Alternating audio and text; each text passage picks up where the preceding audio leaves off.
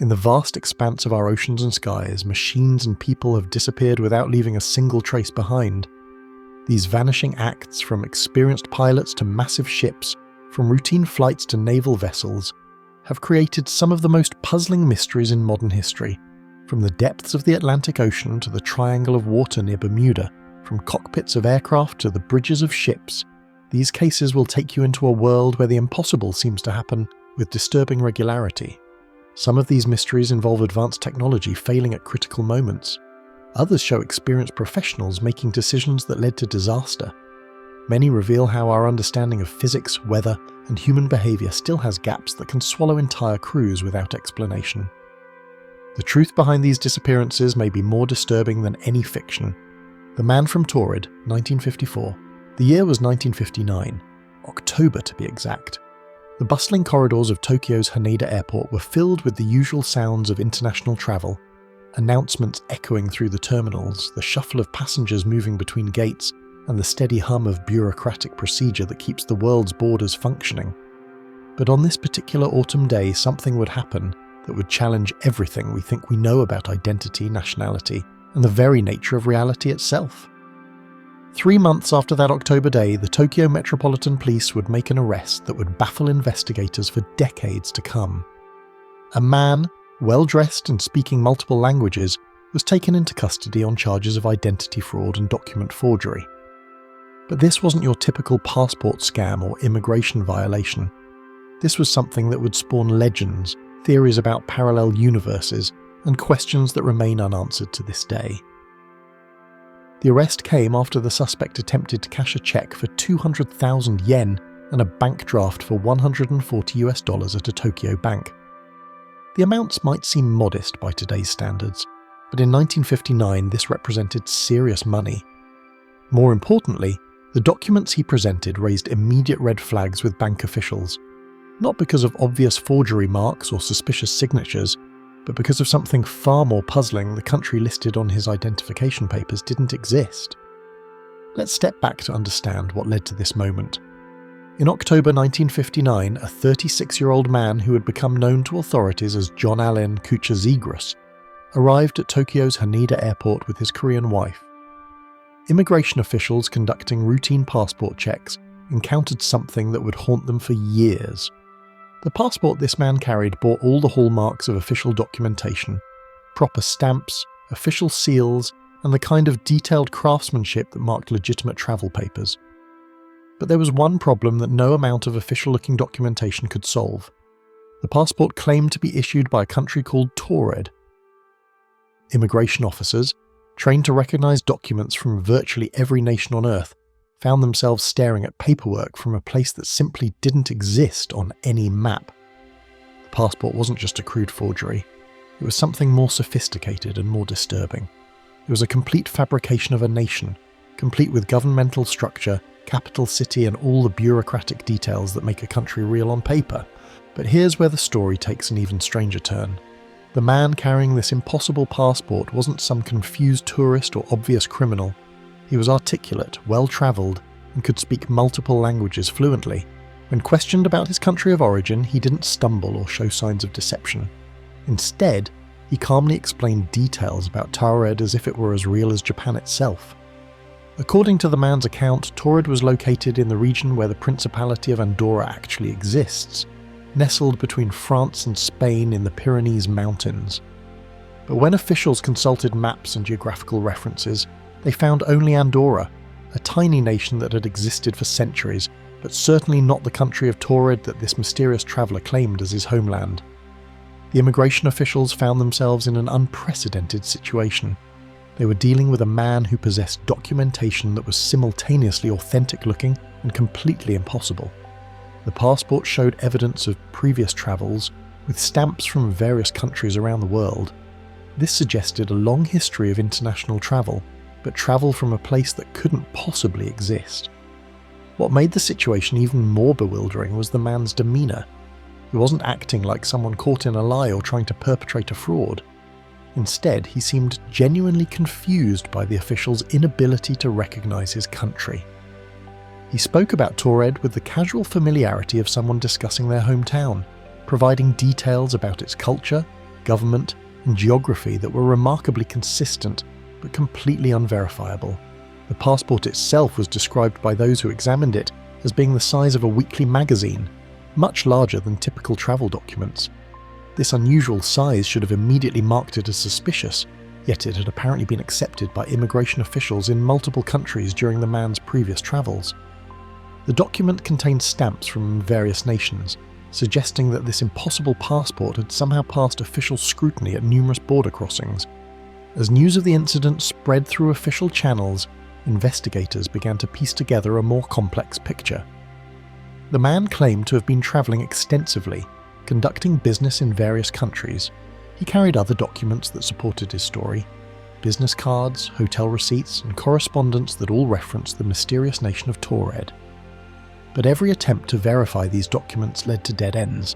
The investigation took months to unfold. Officials contacted embassies, consulted with geographical experts, and searched through every available record to find any mention of a country called Taured. Their searches turned up nothing. No historical records, no diplomatic relations, no evidence that such a place had ever existed anywhere in the world. Yet the man's story remained consistent. He maintained that Taured was a real nation, that he was a legitimate citizen, and that his passport was authentic. When pressed about the obvious impossibility of his claims, he seemed genuinely perplexed by the situation. It was as if he was describing a reality that existed only in his mind, or perhaps in some other version of the world entirely. The legal proceedings that followed were unlike anything in Japanese legal history. How do you prosecute someone for fraud when the evidence is so bizarre that it defies explanation? The Tokyo District Court would eventually hand down a sentence, but not before grappling with questions that went far beyond typical criminal law. The case attracted attention from various experts and theorists. Some suggested that the man was suffering from an elaborate delusion, perhaps the result of mental illness or psychological trauma. Others proposed more exotic explanations, that he was somehow a visitor from a parallel universe where the nation of Taured actually existed, or that he had experienced some kind of temporal displacement that left him stranded in the wrong reality. But investigators also uncovered a more mundane possibility. The man who called himself John Allen Kuchar Zegras appeared to be an elaborate con artist who had created an entire fictional nation as part of a sophisticated fraud scheme. The passport from Taured wasn't evidence of interdimensional travel. It was simply a very creative forgery designed to impress officials and facilitate his illegal activities. The evidence for this interpretation was compelling. Zegras had apparently been using his fake passport to travel around the world, staying in expensive hotels and conducting business deals while claiming to represent the interests of his fictional homeland. The scheme had worked remarkably well until he made the mistake of trying to cash fraudulent checks in Tokyo. What made this fraud particularly clever was its complete impossibility. Most passport forgeries involve copying existing documents or creating fake versions of real countries' papers, but Zegras had taken a different approach. He had invented an entire nation from scratch. This meant that officials couldn't simply check his documents against known examples of authentic papers. Instead, they had to grapple with the fundamental question of whether his country existed at all. The passport from Taured was described as remarkably detailed and professionally crafted. It included all the elements that would be expected in a legitimate travel document: official seals, stamps, security features, and detailed biographical information. The level of craftsmanship suggested someone with considerable skill in document creation and a deep understanding of international travel procedures. On August 10, 1960, the Tokyo District Court finally resolved the case. John Allen Kuchar Zegras was sentenced for his crimes of identity fraud and document forgery. The court's decision brought legal closure to the case, but it couldn't answer the deeper questions that the incident had raised about the nature of identity, nationality, and the strange ways that reality can be manipulated. The man who had claimed to be from Taured served his sentence and was eventually released from Japanese custody in 1961. But his story didn't end there. Instead, it began to evolve and transform, growing beyond the simple facts of passport fraud into something much more mysterious and enduring. Over the decades that followed, the case of John Allen Kuchar Zegras would be retold and embellished countless times. Each retelling added new details, removed inconvenient facts, and gradually transformed a story about sophisticated fraud into something that seemed to challenge our understanding of reality itself. The man from Taured became a legend, a mysterious figure who had somehow crossed over from another dimension where countries exist that have never appeared on our maps. The transformation of this story reveals something fascinating about how mysteries are born and how they survive. The actual facts of the case, a clever con artist using a fake passport to commit fraud, were somehow less compelling than the possibility that reality itself might be more flexible than we imagine. People wanted to believe in the man from Taured because his story offered a glimpse into a world where the impossible might actually be possible. But questions remain about the original incident that go beyond the simple explanation of fraud.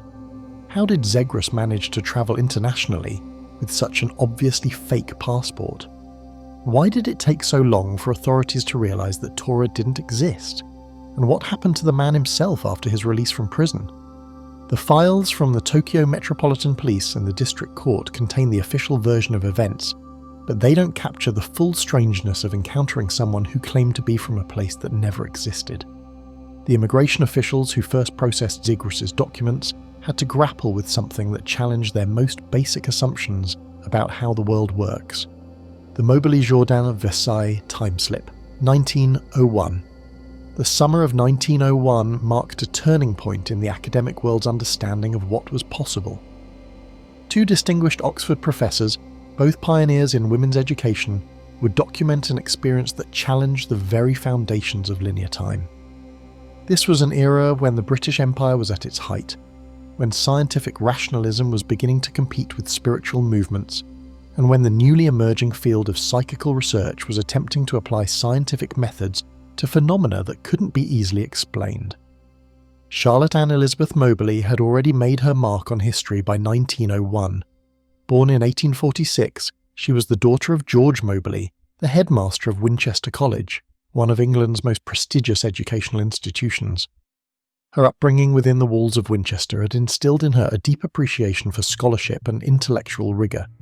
In 1886, she became the first principal of St Hugh's College, Oxford, a revolutionary institution that provided higher education opportunities for women at a time when such opportunities were rare and fiercely contested. Eleanor Frances Jourdan, 16 years younger than Moberly, had been appointed as her deputy at St Hugh's College. Born in 1863, Jourdan brought her own impressive credentials to the position. She had studied at Lady Margaret Hall, another Oxford college for women, and had established herself as a serious academic with particular expertise in French history and culture. Her appointment as Moberly's deputy was seen as a natural progression in her career, and colleagues expected her to eventually succeed Moberly as principal. The historical context of their relationship was significant. In 1901, the partnership between these two women represented the cutting edge of educational reform. Women's colleges at Oxford were still fighting for recognition and legitimacy. The work that Moberly and Jourdan were doing was not just academic, it was revolutionary. They were helping to establish that women could excel in higher education and contribute meaningfully to scholarly discourse. The events that would define their legacy began during what should have been a routine summer holiday in France. Both women were taking a well-deserved break from their academic responsibilities. Moberly had been working for 15 years to establish St Hugh's College as a respected institution, while Jourdan had been managing the day-to-day operations of a growing college. Their trip to France was intended as both a vacation and an opportunity to deepen their professional relationship. On August 10th, 1901, the two women decided to visit the Palace of Versailles. This was not an unusual choice for educated British travellers. Versailles represented the height of French culture and history, and its grounds were already popular with tourists from around the world. The palace and its gardens had been maintained as a monument to French royal history, and visitors could walk through the same spaces where Marie Antoinette had once lived and entertained. The weather on their August day was described as particularly hot and oppressive, the kind of weather that can make even the most pleasant activities feel uncomfortable and draining. Moberly and Jourdan had planned to explore the estate of Trianon, which included both the Grand Trianon and the Petit Trianon. The Petit Trianon held special historical significance as the personal retreat of Marie Antoinette, the Austrian-born Queen of France who had been executed during the French Revolution in 1793. The timeline of their visit, as later documented in their book An Adventure, reveals a carefully planned exploration. They began their tour in the early afternoon, following established tourist routes through the main palace grounds. Nothing about their initial experience suggested that this would be anything other than a pleasant cultural excursion. They were both experienced travellers who had visited historical sites throughout Europe without incident. As they approached the area around the Petit Trianon, both women began to notice subtle changes in their surroundings. The first indication that something unusual was happening came when they encountered what they described as an overwhelming sense of depression and unease. This feeling was so pronounced that both women commented on it immediately.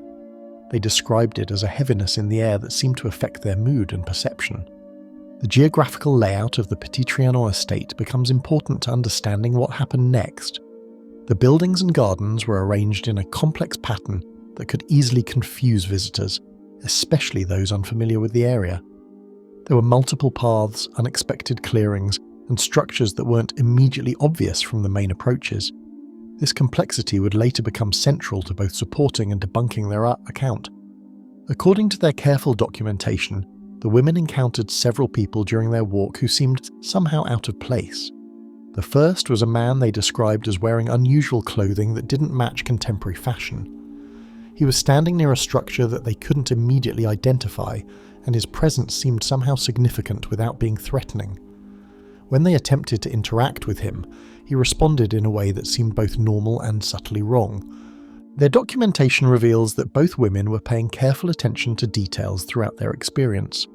They noted changes in the vegetation, the appearance of buildings, and the behaviour of people they encountered. These observations would later form the basis for their claims about experiencing a temporal displacement. The level of detail they recorded suggests that whatever happened to them had a profound impact on their perception and memory. The most significant moment of their experience came when they encountered a woman sitting by a garden structure. Both women later described this figure as being elegantly dressed, in clothing that seemed to belong to an earlier historical period. The woman's appearance and demeanour struck them as being somehow familiar, though they couldn't immediately place why. The encounter was brief, but it left both women with the distinct impression that they had seen something historically significant. Following their experience at Versailles, both women returned to England with a shared conviction that they had witnessed something extraordinary. Their initial response was not to publicise their experience, but to investigate it thoroughly. They began researching the history of the Petit Trianon, focusing particularly on the period around 1792, when Marie Antoinette was facing the growing threat of the French Revolution. Their research revealed historical details that seemed to correlate with their observations. They found descriptions of the gardens and buildings that matched what they had seen, but dated to a period more than a century earlier. Maps from the 1790s showed structures and pathways that seemed to correspond with their experience, but which no longer existed in the contemporary landscape. This research formed the foundation for their growing belief that they had somehow witnessed events from the past. The documentation process took years to complete. Both women returned to Versailles separately to verify their memories and gather additional information. Jourdain made a second visit to the Petit Trianon in January 1902, during which she reported additional unusual experiences. These subsequent visits provided additional details that seemed to support their original account, but also raised new questions about the nature of their experience. Their decision to publish their account came after nearly a decade of research and consideration. In 1911, they released an adventure under the pseudonyms Elizabeth Morrison and Francis Lamont. The use of pseudonyms reflected their awareness that their story would be controversial and potentially damaging to their professional reputations. As respected academics, they understood the risks involved in claiming to have experienced something that challenged accepted understanding of time and reality. The publication of an adventure immediately attracted attention from multiple communities. The scientific community was intrigued by the careful documentation and the credentials of the authors. The popular press was fascinated by the story's implications for understanding time and consciousness. The emerging field of psychical research saw the account as potential evidence for phenomena that couldn't be explained by conventional science. The Society for Psychical Research, founded in 1882 to investigate paranormal phenomena using scientific methods, took particular interest in the Moberly-Jourdain account.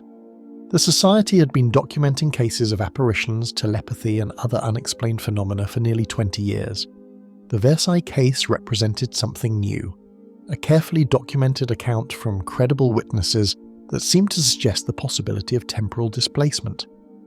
Critics of the account raised numerous objections to the women's claims.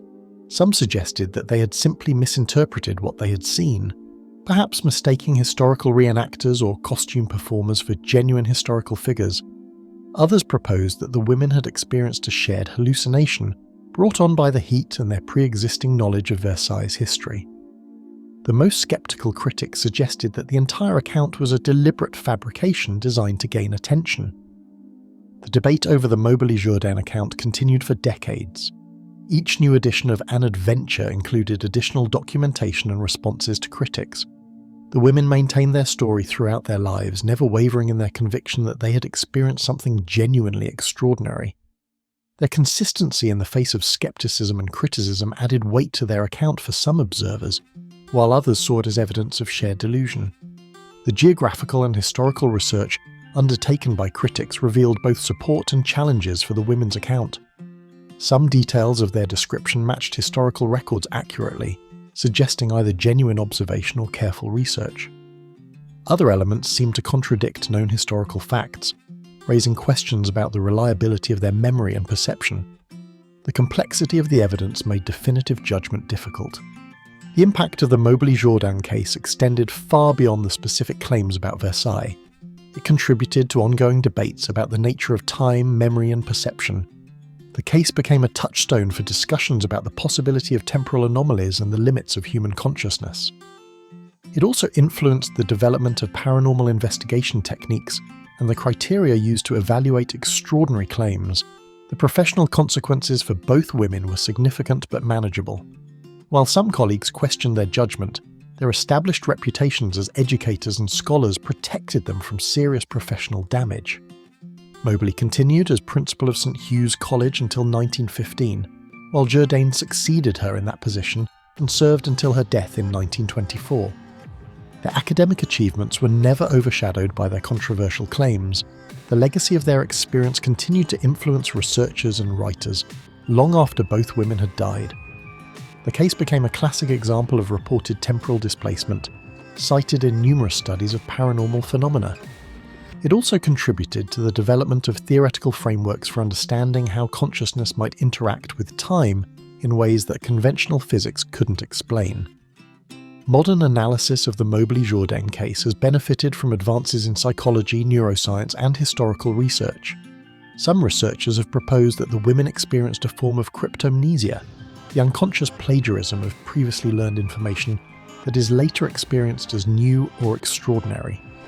Others have suggested that environmental factors at Versailles, including electromagnetic fields or atmospheric conditions, might have contributed to their altered perception. The historical record of the Petit Trianon has been extensively researched since 1901, providing a detailed picture of how the estate appeared during Marie Antoinette's time. These studies have revealed both correlations and contradictions with the women's account. Some architectural features they described did exist in the 1790s, but were no longer present in 1901. Other details they reported appear to have no historical basis. The documentation techniques used by Moberly and Jourdain established new standards for reporting extraordinary experiences. Their careful attention to detail, systematic research methods, and willingness to submit their claims to scrutiny influenced how subsequent cases would be investigated. The case demonstrated both the potential value and the limitations of eyewitness testimony in understanding anomalous phenomena. Rudolph Fentz, The Victorian Time Traveller, 1950. In the heart of Manhattan, where millions of stories intersect every day, one particular tale has captured imaginations for over 7 decades. It's a story that begins with what appears to be a straightforward police report, continues through the careful investigation of a dedicated officer, and ends with questions that challenge our understanding of time itself. But like many stories that seem too extraordinary to be true, this one carries within it layers of truth, fiction, and the complex ways that both can shape our perception of reality.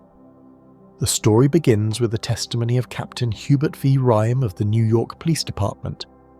A man with decades of experience investigating the missing and the found, Captain Rime had seen countless strange cases cross his desk.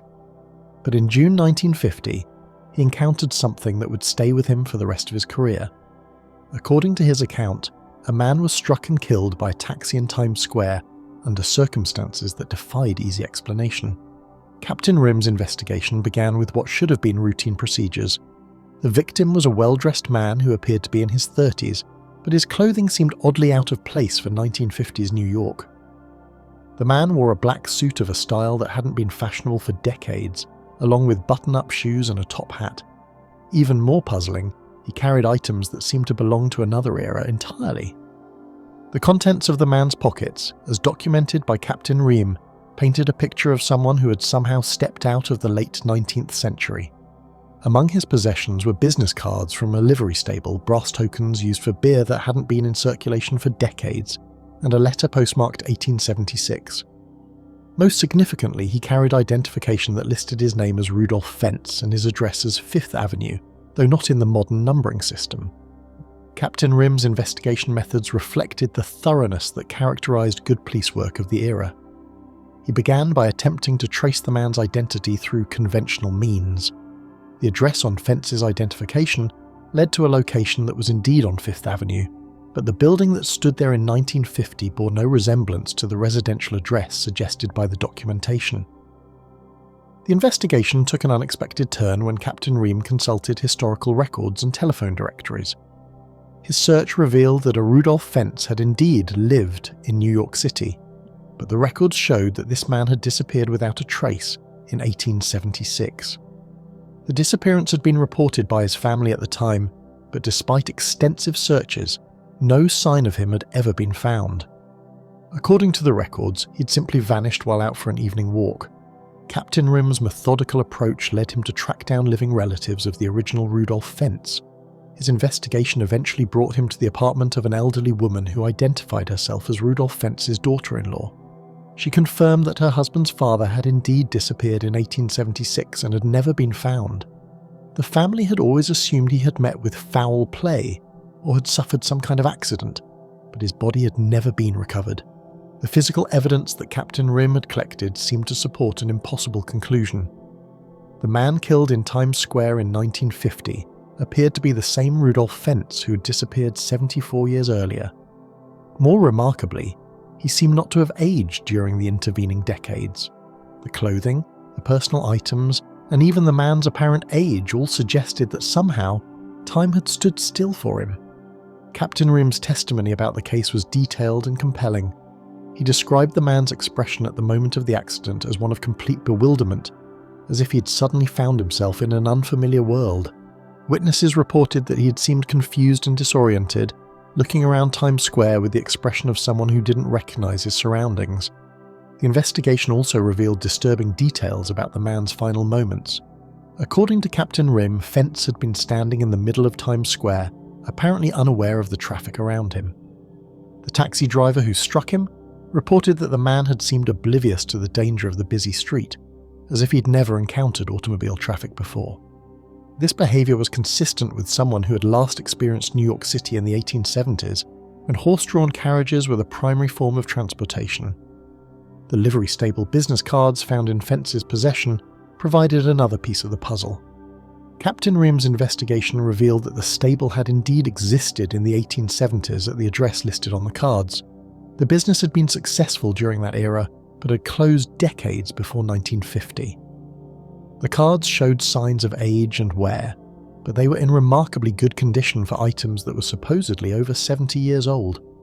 Captain Rime's investigation extended beyond the immediate physical evidence.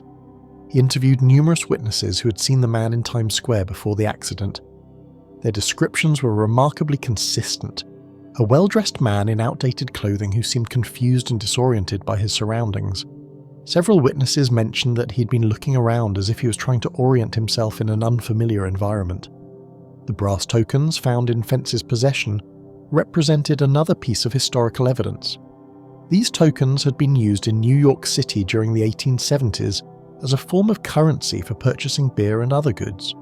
By 1950, such tokens were collectors' items, no longer in circulation and certainly not carried by ordinary citizens. The fact that Fentz had multiple tokens in his possession suggested either an extraordinary commitment to historical accuracy or genuine temporal displacement. The letter postmarked 1876 provided perhaps the most compelling evidence for Captain Ream's investigation. The letter was addressed to Rudolph Fentz at his Fifth Avenue address and contained personal correspondence from a friend. The paper and ink showed signs of age consistent with the 1876 date, and the handwriting style matched the period. More importantly, the content of the letter referenced events and concerns that were relevant to someone living in 1876 New York City. Captain Ream's investigation faced significant challenges when he attempted to verify the circumstances of the original disappearance. The police records from 1876 were incomplete and difficult to access. What records he could find supported the basic facts of the case, that a man named Rudolph Fentz had indeed disappeared in 1876, and that his disappearance had been reported to authorities. However, the details of the investigation were sparse, reflecting the different record-keeping practices of the era. The testimony of the daughter-in-law provided crucial corroboration for Captain Ream's findings. She confirmed that the family had always wondered what had happened to Rudolph Fentz, and that his disappearance had remained a source of mystery and speculation. Her description of the missing man matched the physical appearance of the person killed in Times Square, allowing for the fact that he appeared not to have aged during the intervening decades. Captain Ream's investigation also revealed disturbing patterns in the historical record. Research into missing persons cases from the 1870s revealed several other unexplained disappearances that shared similar characteristics. People had simply vanished without a trace, often while engaged in routine activities. While most of these cases had logical explanations, a small percentage remained genuinely mysterious. The scientific community's response to Captain Ream's findings was predictably skeptical. Experts in various fields were consulted, and each offered conventional explanations for the evidence. The clothing and personal items could have been carefully collected antiques, the identification documents could have been forgeries, and the man's confusion could have been the result of mental illness or drug use. However, none of these explanations fully accounted for the totality of the evidence. Captain Ream's own interpretation of the case evolved throughout his investigation. Initially, he had approached it as a straightforward identification case. As the evidence accumulated, he began to consider more exotic possibilities. His final report reflected a careful balance between professional skepticism and acknowledgement that the case contained elements that defied conventional explanation. The impact of Captain Ream's investigation extended beyond the immediate case. His methodical approach to documenting and analysing the evidence established a template for investigating anomalous incidents. His willingness to consider unconventional explanations while maintaining professional standards influenced how subsequent investigators would approach similar cases. The case also raised broader questions about the nature of time and consciousness. If Rudolph Fentz had somehow travelled through time, what did this mean for our understanding of temporal mechanics? If the incident was a hoax or misidentification, what did it reveal about the human tendency to construct extraordinary narratives from mundane events? Captain Ream's testimony about the case was recorded in various formats, including official police reports and personal interviews. His consistent recounting of the facts, combined with his reputation for thoroughness and integrity, lent credibility to even the most extraordinary aspects of the case. His willingness to stake his professional reputation on the accuracy of his findings suggested that he genuinely believed he had encountered something unprecedented. The investigation's broader implications extended to questions about identity and continuity of self. If the man killed in Times Square was indeed the same Rudolph Fentz who had disappeared in 1876, what did this mean for our understanding of human identity? Could consciousness somehow persist through temporal displacement? Or was this simply an extraordinary coincidence involving two different people with the same name? Captain Ream's final assessment of the case reflected both his professional training and his personal conviction that he had encountered something genuinely anomalous. While he couldn't definitively prove that time travel had occurred, he also couldn't provide a conventional explanation that fully accounted for all the evidence. His investigation had revealed a case that existed in the borderland between the possible and the impossible, where ordinary police work intersected with questions that challenged our most fundamental assumptions about the nature of time and reality. The Hessdalen Lights, 1981. In the remote valleys of central Norway, where the aurora borealis has painted the night sky for millennia, a different kind of light phenomenon began to manifest in the winter of 1981. Unlike the predictable patterns of the northern lights, these new luminous events defied conventional atmospheric physics and demanded a complete rethinking of what was scientifically possible in the lower atmosphere. The technical specifications of what would become known as the Hessdalen lights presented researchers with a puzzle that combined electromagnetic theory, plasma physics, and geological science in ways that had never been documented before. The Hessdalen Valley, located in the Trondelag region approximately 120 kilometers south of Trondheim, provided the perfect natural laboratory for studying these anomalous phenomena. The valley stretches for approximately 12 kilometers in length and is characterized by steep mountainous terrain that creates a natural bowl-shaped formation. This geographical configuration would prove crucial to understanding the technical aspects of the light phenomena, as the valley's unique topography appeared to concentrate and channel electromagnetic fields in ways that amplified the unusual manifestations. The first systematic technical documentation of the Hessdalen lights began in 1983 when Dr. Erling Strand, an electronics engineer and researcher, established Project Hessdalen. The project represented one of the first attempts to apply rigorous scientific methodology to the study of unexplained atmospheric phenomena.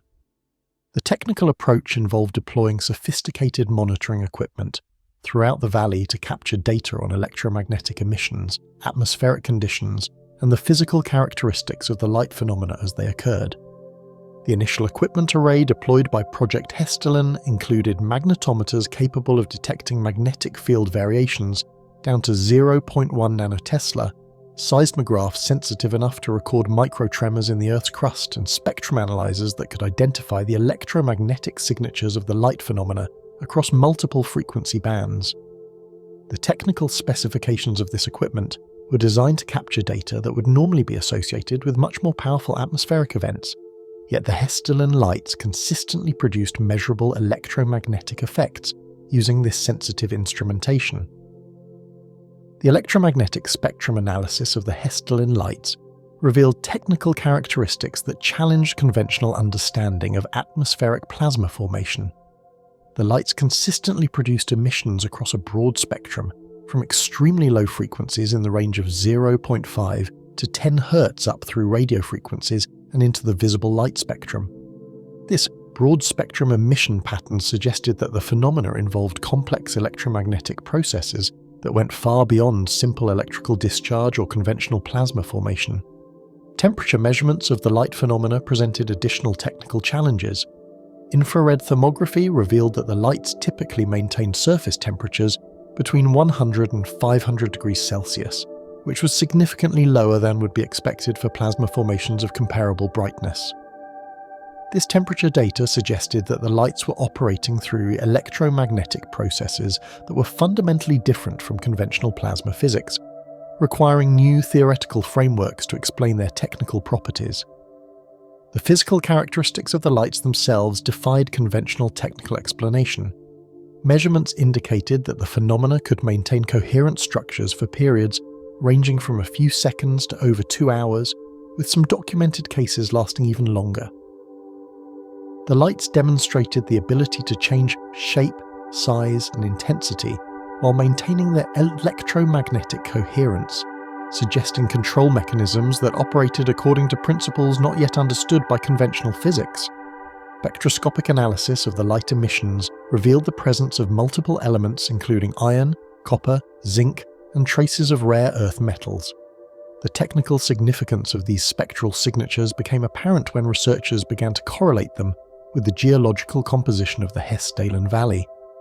The area is rich in metallic mineral deposits, particularly copper, zinc, and iron ore, which appeared to be directly related to the electromagnetic properties of the light phenomena. The geological survey data from the Hessdalen Valley provided crucial technical insights into the environmental factors that might contribute to the light phenomena. The bedrock contained significant deposits of copper sulfide minerals, zinc concentrations, and iron-bearing formations that create a complex network of naturally occurring electrical conductivity throughout the valley floor. This geological conductivity appeared to create conditions that could support the formation of electromagnetic fields strong enough to generate the observed light phenomena. Piezoelectric effects in the valley's mineral-rich rock formations provided another technical avenue for understanding the phenomena. The presence of quartz-bearing rocks and other piezoelectric minerals suggested that tectonic stress or other mechanical forces could generate electrical fields capable of contributing to the light formation process. Seismic monitoring equipment detected subtle ground vibrations that correlated with the appearance of the lights, indicating a possible connection between mechanical stress in the Earth's crust and the electromagnetic phenomena.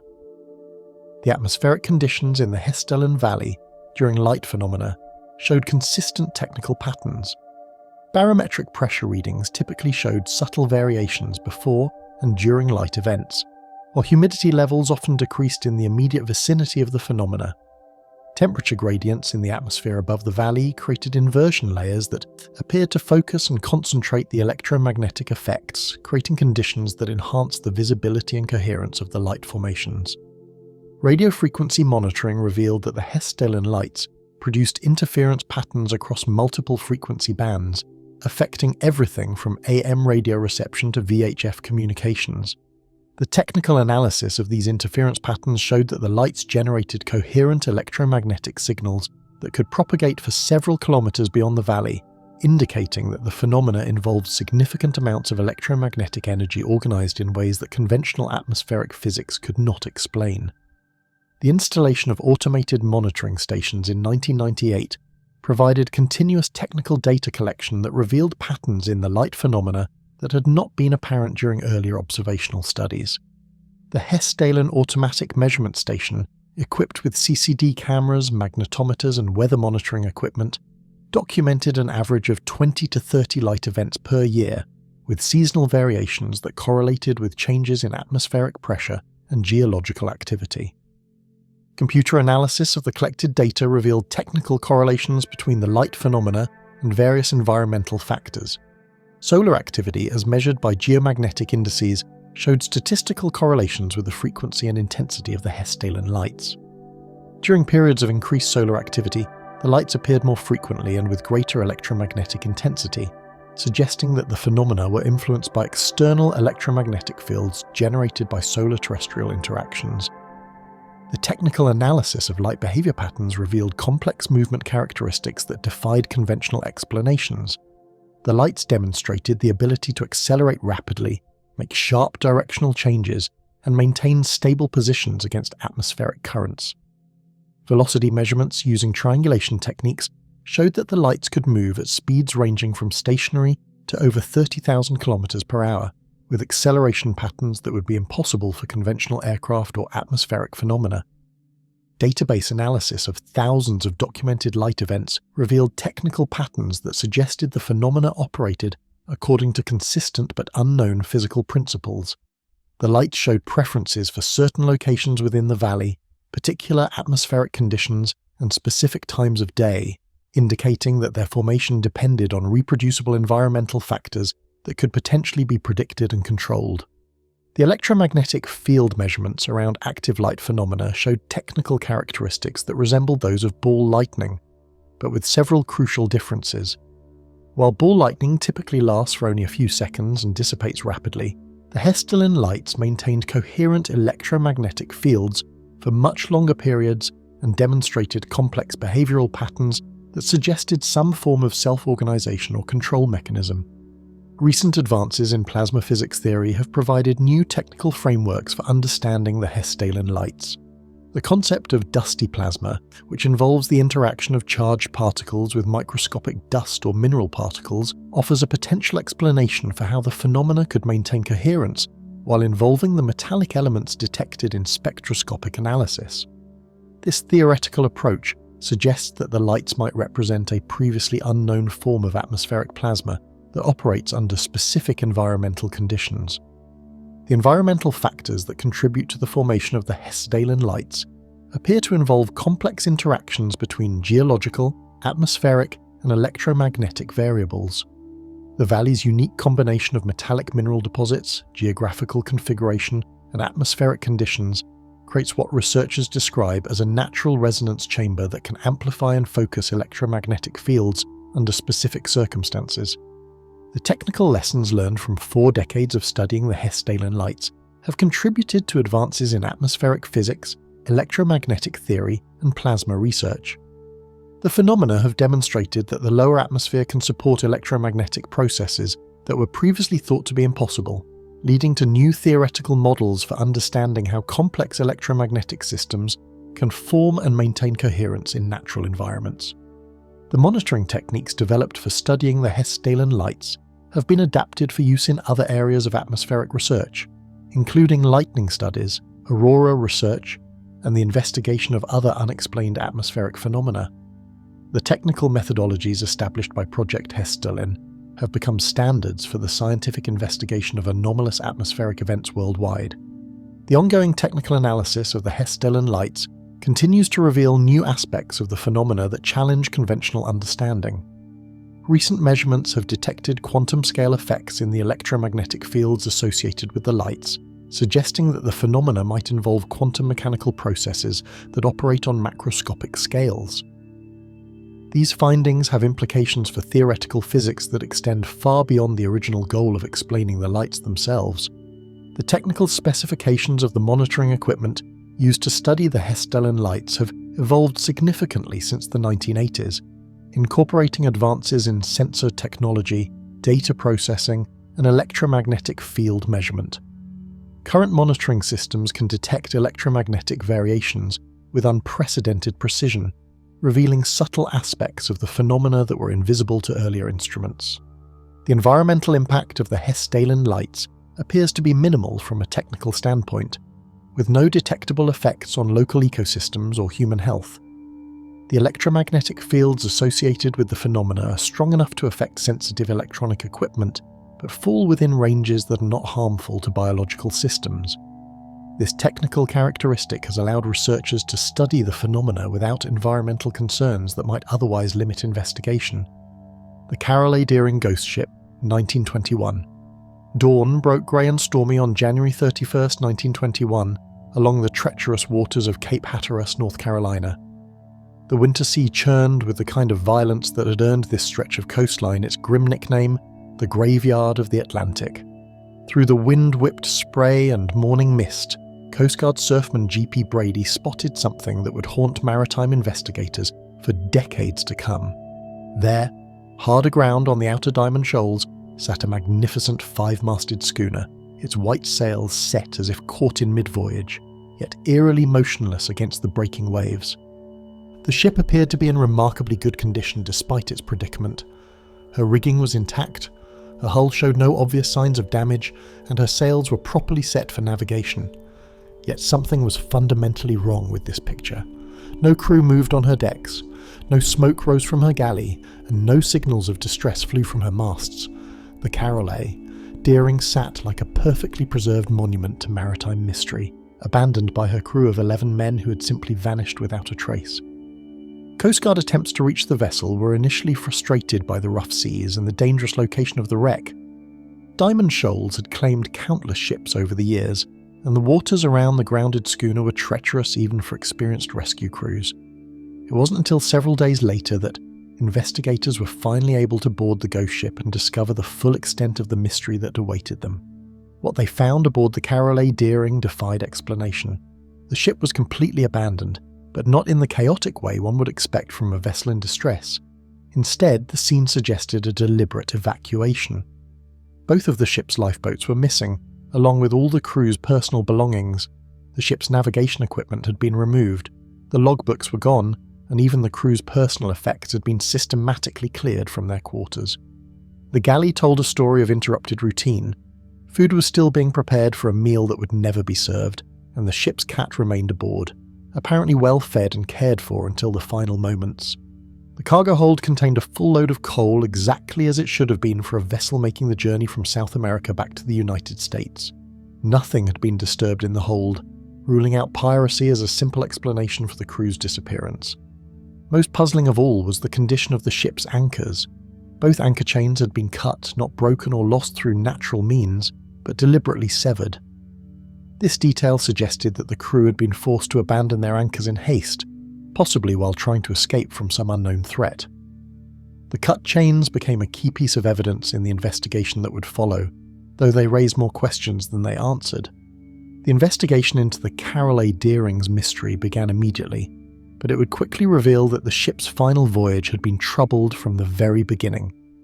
The vessel had departed Norfolk, Virginia in August 1920, bound for Rio de Janeiro, Brazil, with a cargo of coal. The ship was under the command of Captain Willis Wormel, a 66-year-old veteran mariner who had been sailing for most of his adult life. The crew consisted of 10 men, including first mate Charles McClellan, a Scottish sailor whose relationship with the captain would become central to the mystery. The first signs of trouble had appeared months before the ship's final disappearance. In Rio de Janeiro, the original captain of the Carroll A Deering, Captain William Merritt, had fallen seriously ill and was forced to leave the vessel. Captain Wormel had been brought in as a replacement, but he was unfamiliar with both the ship and the crew. This change in command created tensions that would persist throughout the voyage. The ship's stop in Barbados in early January 1921 revealed the depth of the problems aboard the Carroll A Deering. Captain Wormel encountered Captain Hugh Norton of the vessel Snow, and their conversation painted a disturbing picture of the situation on the schooner. Wormel complained that his first mate, Charles McClellan, was a problem drinker who'd been undermining his authority throughout the voyage.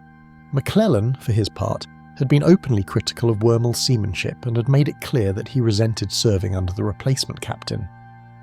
The confrontation in Barbados escalated when McClellan got drunk and was arrested by local authorities. In what would later be seen as either an act of professional courtesy or a fatal mistake, Captain Wormel bailed his first mate out of jail and brought him back to the ship. The two men were forced to continue working together despite their obvious mutual animosity, setting the stage for what many investigators would later conclude was an inevitable confrontation. Captain Norton's testimony about his encounter with Wormel in Barbados provided crucial insight into the captain's state of mind during the final days of the voyage. Wormel had expressed serious concerns about his crew's loyalty and his ability to maintain discipline aboard the ship.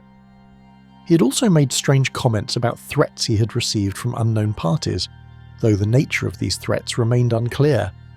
The Carroll A Deering's final confirmed sighting came on January 29, 1921, when the vessel passed the Cape Lookout lightship off the North Carolina coast. The lightship keeper later reported that a man had hailed his station from the schooner's deck, claiming that the ship had lost its anchors and requesting that the Coast Guard be notified. The man who made this report was described as having a foreign accent and was not wearing the uniform of a ship's officer. This detail would later fuel speculation that the crew had already been taken over by hostile forces. The timeline between the January 29th sighting and the discovery of the abandoned ship on January 31st became the focus of intense investigation. What had happened during those crucial 48 hours? The ship had travelled only a short distance from Cape Lookout to Diamond Shoals, yet during that brief period, 11 men had vanished without a trace, leaving behind a vessel that showed no signs of violence or struggle. The investigation into the Carroll A Deering's mystery expanded rapidly as word of the ghost ship spread. The Department of Justice became involved, concerned that the incident might be connected to the wave of piracy that had been plaguing shipping lanes in the aftermath of World War I. The theory of piracy gained support from several factors: the systematic removal of navigation equipment, the deliberate cutting of the anchor chains, and the organised way in which the crew's personal belongings had been cleared from the ship. Federal investigators explored the possibility that the Carroll A Deering had been captured by pirates who had forced the crew to sail the ship to a predetermined location before transferring them to another vessel. This theory would explain the ship's final position on Diamond Shoals, which could have been chosen as a convenient place to abandon the vessel after removing anything of value. The missing lifeboats suggested that the crew had been taken away, though whether voluntarily or by force remained unclear. The mutiny theory gained equal consideration among investigators. The documented conflict between Captain Wormel and First Mate McClellan provided a clear motive for the crew to rise up against their captain. The foreign accent reported by the Cape Lookout lightship keeper could have been McClellan's Scottish brogue, and his failure to wear an officer's uniform might have reflected his role in leading a mutiny against the ship's command structure, According to the mutiny theory, McClellan had finally acted on his resentment toward Captain Wormel, possibly with the support of crew members who had lost confidence in their captain's leadership. The mutineers would have taken control of the ship, disposed of the captain, and then sailed toward shore with the intention of escaping in the lifeboats before the vessel ran aground. The systematic removal of evidence from the ship would have been part of their effort to cover their tracks. The bootlegger theory emerged as investigators considered the broader context of maritime crime in 1921. Prohibition had created a lucrative black market for alcohol, and rum runners operating out of the Caribbean were known to hijack legitimate vessels for their operations. The Carroll A Deering's route from South America to the United States would have made it an attractive target for bootleggers who needed ships to transport their contraband. This theory suggested that the crew had been forced to cooperate with bootleggers who had commandeered their vessel for a smuggling operation. When the operation was completed, the crew would have been transferred to another ship and the Carroll A Deering deliberately run aground to eliminate evidence of its involvement in illegal activities. The missing navigation equipment and logbooks would have been removed to prevent authorities from tracing the ship's movements during the hijacking. The Bolshevik theory represented one of the more exotic explanations considered by investigators. Captain Wormel had reportedly encountered suspicious individuals in Brazil who had made vague threats against American shipping. During the Red Scare period following World War I, any unexplained incident could be attributed to communist agitators, and some investigators suggested that the Carroll A Deering might have been targeted by foreign agents seeking to disrupt American commerce. The investigation's most frustrating aspect was the complete absence of physical evidence that could definitively support any of these theories. No bodies were ever found, no wreckage from the missing lifeboats was recovered, and no witnesses came forward to report seeing the crew after the ship's abandonment. The 11 men who had sailed from Barbados in January 1921 had simply vanished as completely as if they had never existed. The fate of Captain Wormel became a particular focus of the investigation. As the ship's commander, he would have been the primary target of either mutineers or pirates. The fact that his body was never found raised questions about whether he had been killed during the incident or had somehow escaped. Some investigators theorized that he might have been thrown overboard during a confrontation with his crew, while others suggested that he had been taken prisoner and transported to an unknown location. The missing first mate Charles McClellan presented equally puzzling questions. If he had led a mutiny against Captain Wormel, what had happened to him afterward? The mutiny theory required McClellan to have successfully taken control of the ship, only to abandon it shortly afterward, leaving no trace of his ultimate fate. The absence of any subsequent sightings of McClellan or other crew members suggested that whatever had befallen Captain Wormel had also claimed the rest of the men. The investigation's examination of similar incidents in the area revealed a disturbing pattern. The Carroll A Deering was not the only ship to have encountered mysterious circumstances in the waters off Cape Hatteras during the winter of 1921. Several other vessels had reported unusual experiences, including encounters with unidentified ships and strange signal lights that didn't correspond to any known navigation aids. The steamship Hewitt had vanished in the same general area around the same time as the Carroll A Deering, though with far less publicity.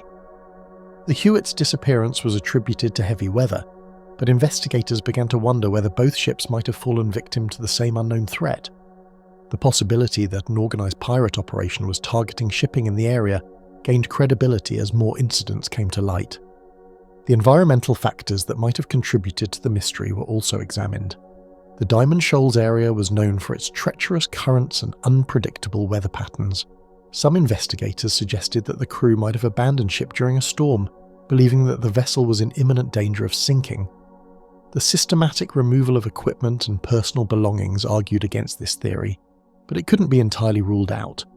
The investigation's final report, issued by the Department of Justice in 1922, concluded that the available evidence was insufficient to determine what had happened to the Carroll A Deering's crew.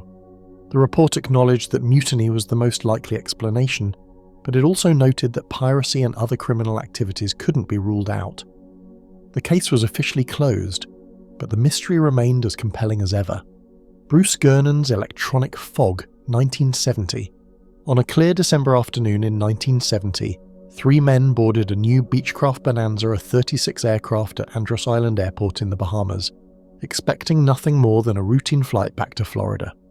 Bruce Gernon Jr., an experienced pilot with hundreds of hours of flight time in the region, was at the controls. His father, Bruce Gernon Sr., occupied the co-pilot's seat, while their business partner Chuck Lafayette settled into the passenger compartment behind them. None of them could have predicted that their flight would become one of the most thoroughly documented cases of temporal anomaly in aviation history.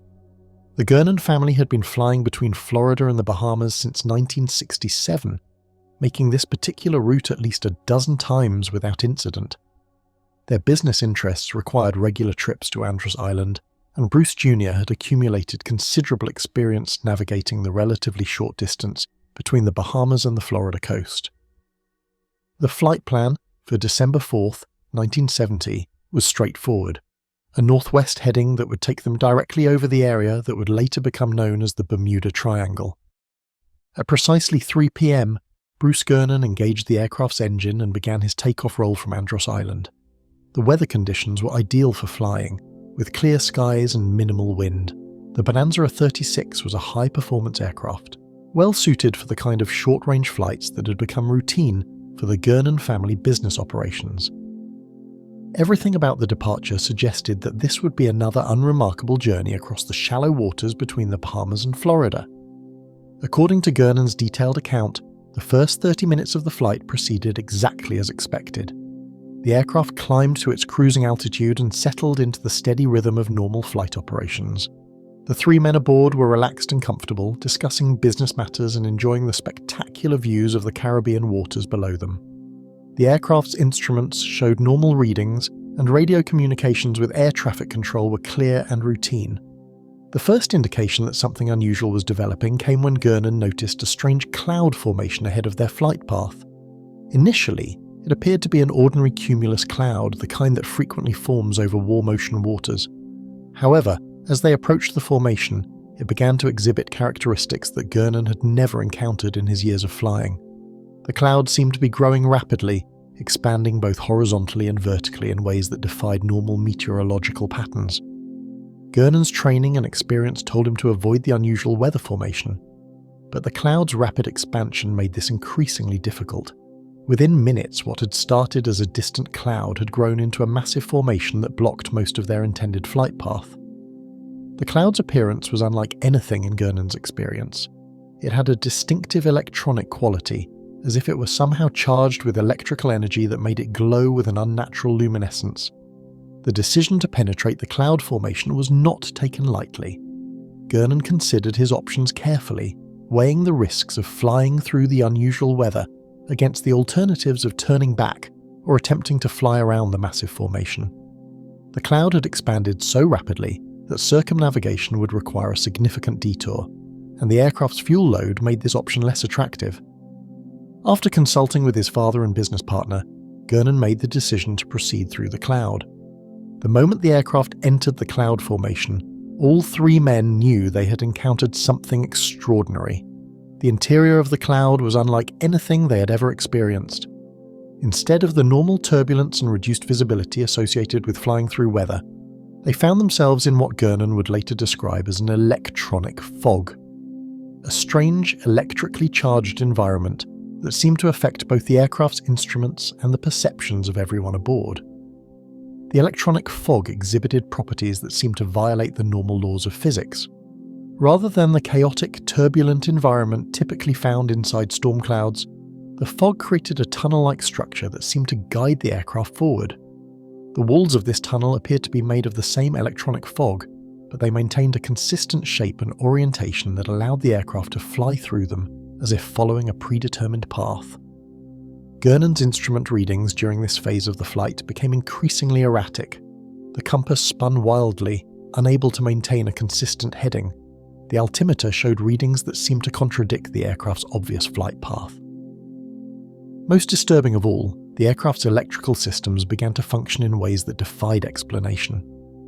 The radios produced static and interference patterns that Gernon had never encountered, while the aircraft's lights flickered with an intensity that suggested they were drawing power from an unknown source.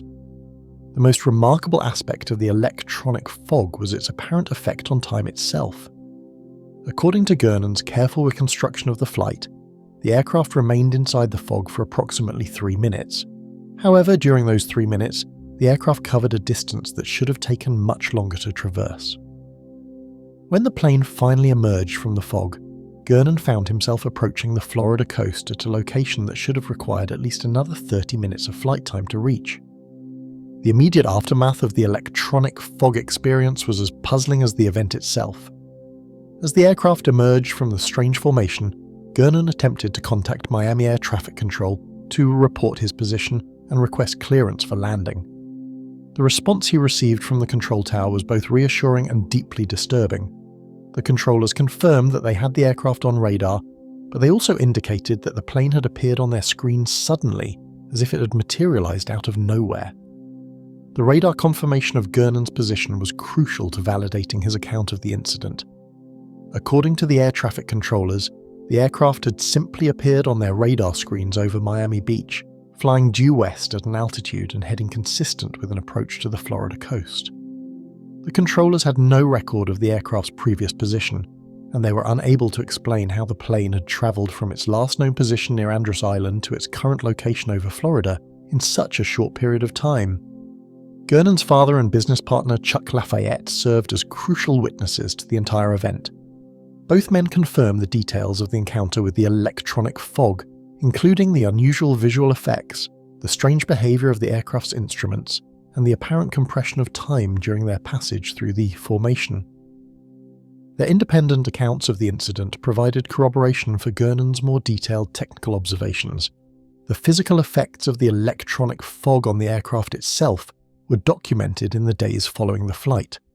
The Bonanza A-36 showed signs of exposure to intense electromagnetic fields, including temporary disruption of some electronic systems and unusual wear patterns on certain metal components. These physical effects provided tangible evidence that the aircraft had encountered something beyond normal weather phenomena. Expert analysis of Gernon's account began almost immediately after the incident became public. Aviation experts, meteorologists, and physicists were consulted to provide explanations for the unusual events described by the three witnesses. The consensus among these experts was that the electronic fog represented a previously unknown atmospheric phenomenon that combined elements of electrical activity, magnetic field distortion, and possibly other physical forces not yet understood by conventional science.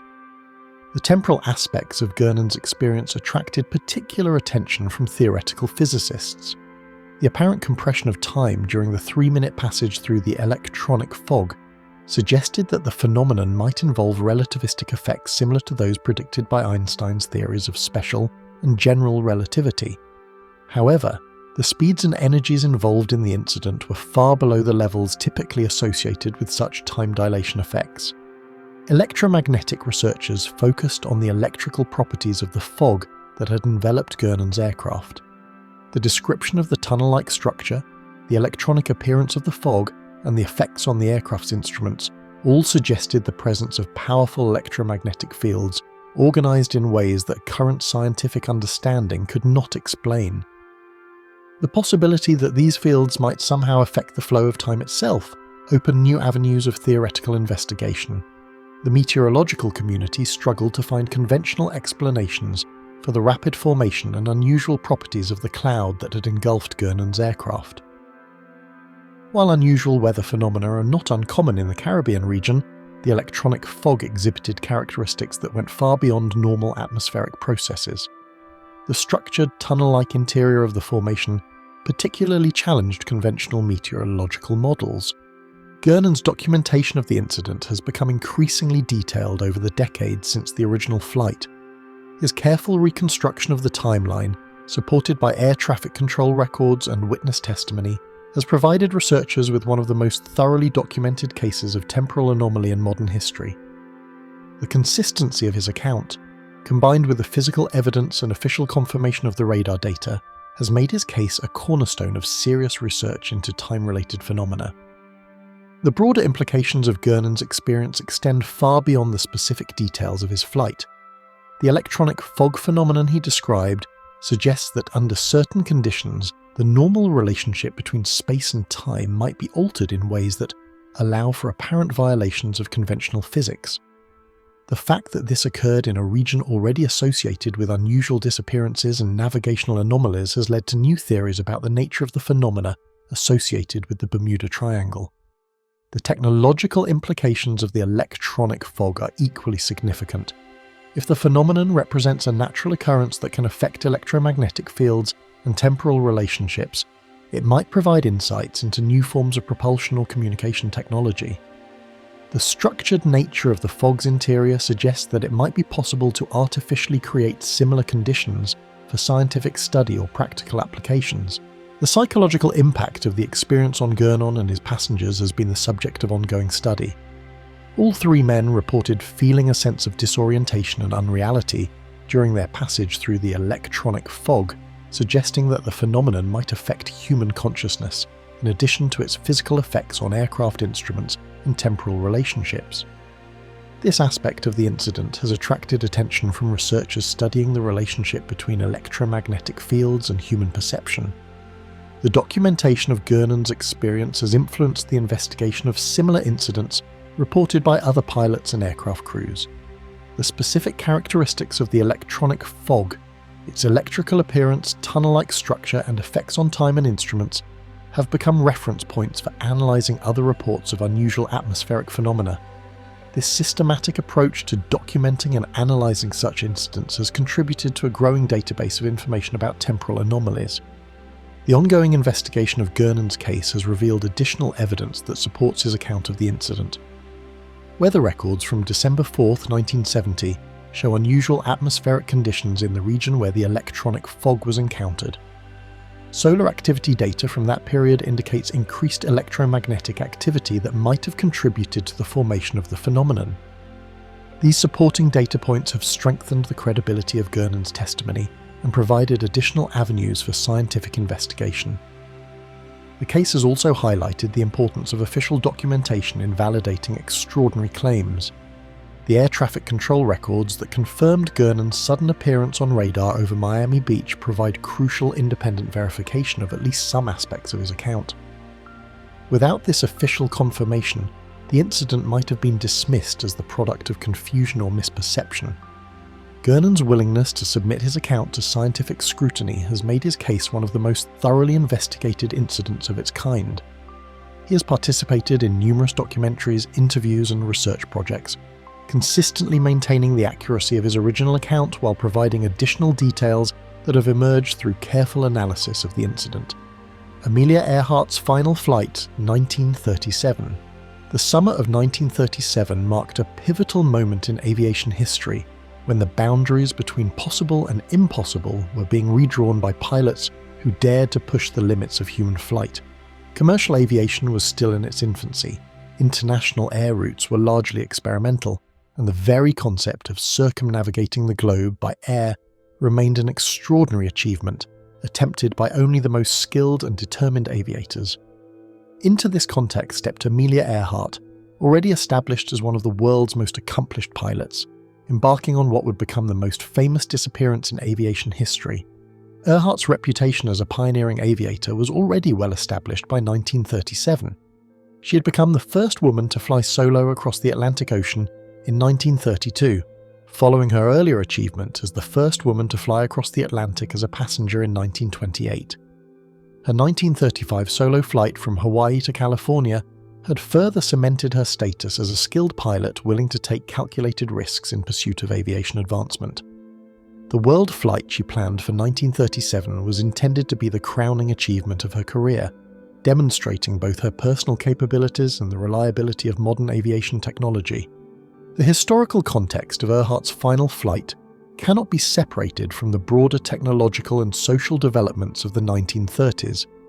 Aviation was rapidly evolving from a novelty for daredevils to a practical means of transportation and communication. The Lockheed Electra 10E that Earhart chose for her world flight represented the cutting edge of aircraft technology, equipped with the most advanced navigation and communication equipment available.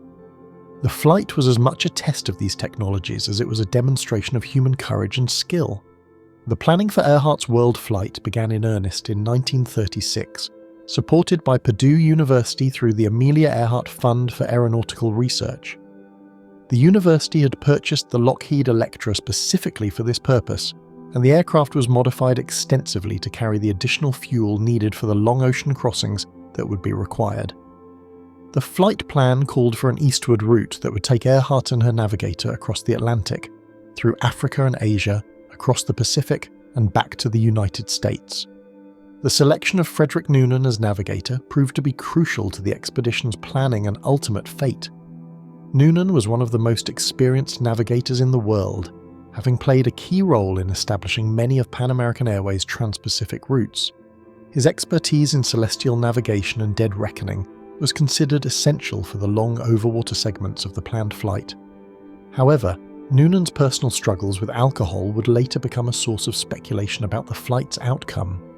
The first attempt at the world flight ended in disaster on March 20, 1937, when the Electra crashed during takeoff from Luke Field in Hawaii. The aircraft suffered significant damage, and Earhart was forced to ship it back to the mainland for repairs. This setback not only delayed the flight by several months, but also required changes to the flight plan. The repaired aircraft would now follow a westward route, reversing the original plan and creating new challenges for navigation and fuel management. The official timeline of the final flight began on May 20, 1937, when Earhart and Noonan departed from Oakland, California, in the repaired Electra. The flight proceeded through a series of carefully planned stops, each designed to provide refueling opportunities and navigation checkpoints. The route took them across the United States to Miami, then south to South America, across the Atlantic to Africa, and through the Middle East and Southeast Asia to New Guinea. By the time they reached Lae, New Guinea on June 29, 1937, Earhart and Noonan had completed approximately 22,000 miles of their planned 29,000-mile journey. The most challenging segment still lay ahead: the 556-mile flight from Lae to Howland Island, a tiny speck of land in the Pacific Ocean that measured only 1.6 miles long and 0.5 miles wide. This would be the longest overwater flight of the entire journey, requiring precise navigation and careful fuel management. The preparations for the Howland Island flight were extensive and involved multiple government agencies. The US Coast Guard cutter Itasca was stationed at Howland Island to provide radio communications and guidance for the approaching aircraft. The Navy had also placed ships along the route to provide additional communication support and emergency assistance if needed. Despite these preparations, the flight would depend ultimately on the skill of the pilot and navigator and the reliability of their equipment. The departure from Lae on July 2, 1937, at 10 a.m. local time marked the beginning of what would become aviation's greatest mystery. The Electra was loaded with 1,100 gallons of fuel, calculated to provide approximately 22 hours of flight time. The weather conditions were reported as favourable, with clear skies and light winds that should have aided the aircraft's progress toward Howland Island. The initial radio transmissions from the aircraft indicated normal flight operations and steady progress toward their destination. The radio communications between the Electra and the Itasca have been meticulously documented and analysed by investigators for decades. The Coast Guard's radio log provides a detailed record of the increasingly desperate attempts to establish reliable communication with the approaching aircraft. The transmissions reveal a growing communication breakdown that would prove fatal to the flight's success.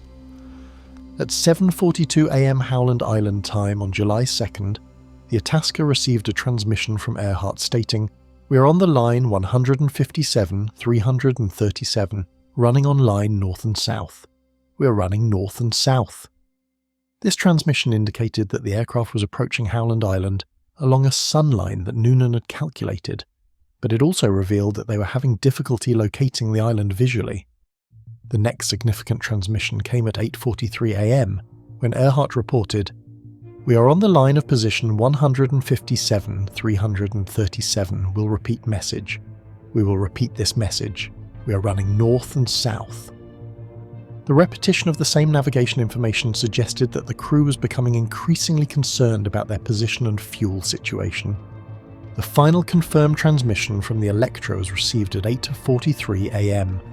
"We are running north and south. Gas is running low. Been unable to reach you by radio. We are running north and south." This message confirmed the worst fears of those monitoring the flight. The aircraft was running out of fuel and had been unable to locate Howland Island. The search operation that followed was one of the most extensive in aviation history up to that time. The US Navy and Coast Guard deployed ships and aircraft across thousands of square miles of ocean, searching for any sign of the missing aircraft or its occupants. The search continued for 16 days, covering an area of approximately 250,000 square miles, but found no trace of the Electra or its crew. The official investigation into the disappearance concluded that the aircraft had run out of fuel and crashed into the Pacific Ocean somewhere near Howland Island. This conclusion was based on the radio transmissions indicating low fuel, the aircraft's calculated endurance, and the absence of any evidence suggesting that the crew had survived the flight. The crash and sink theory became the official explanation for the disappearance. Alternative theories about Earhart's fate began to emerge almost immediately after the search was called off. The Gardner Island theory, later renamed the Nikumaroro theory, suggested that the aircraft had landed on a small coral atoll southeast of Howland Island and that the crew had survived as castaways. This theory was supported by radio transmissions received in the days following the disappearance that some believed came from the missing aircraft. The International Group for Historic Aircraft Recovery, TIGAR, has conducted extensive research on the Nikumaroro theory since the 1980s, recovering artifacts from the island that they claim are connected to Earhart's disappearance.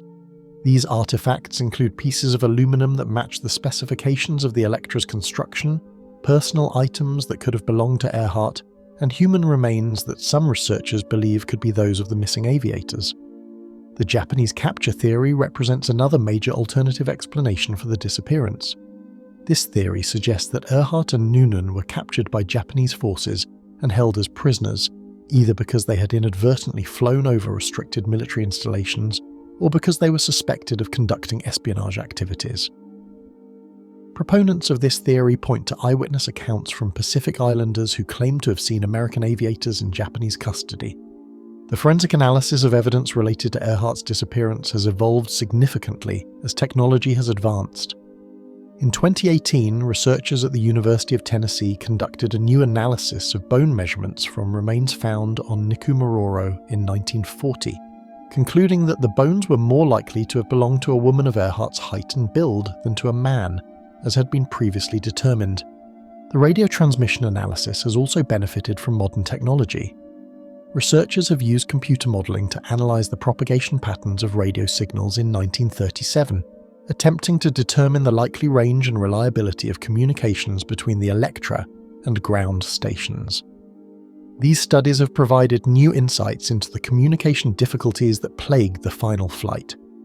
The fuel consumption analysis has been refined through detailed engineering studies of the Electra's performance characteristics.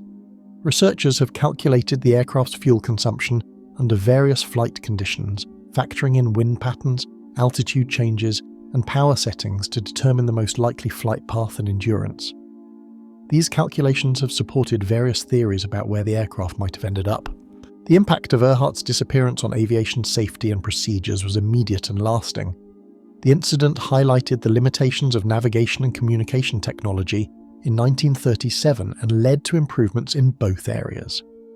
The difficulty in establishing reliable radio communication between the aircraft and ground stations demonstrated the need for better communication protocols and more powerful radio equipment. The search and rescue procedures developed during the hunt for Earhart became the foundation for modern aviation search and rescue operations. The coordination between military and civilian agencies, the systematic search patterns, and the use of multiple aircraft and ships established precedents that continue to influence how missing aircraft searches are conducted today. The cultural impact of Earhart's disappearance has been equally significant. Her story has inspired countless books, films, and documentaries, each attempting to solve the mystery of her fate.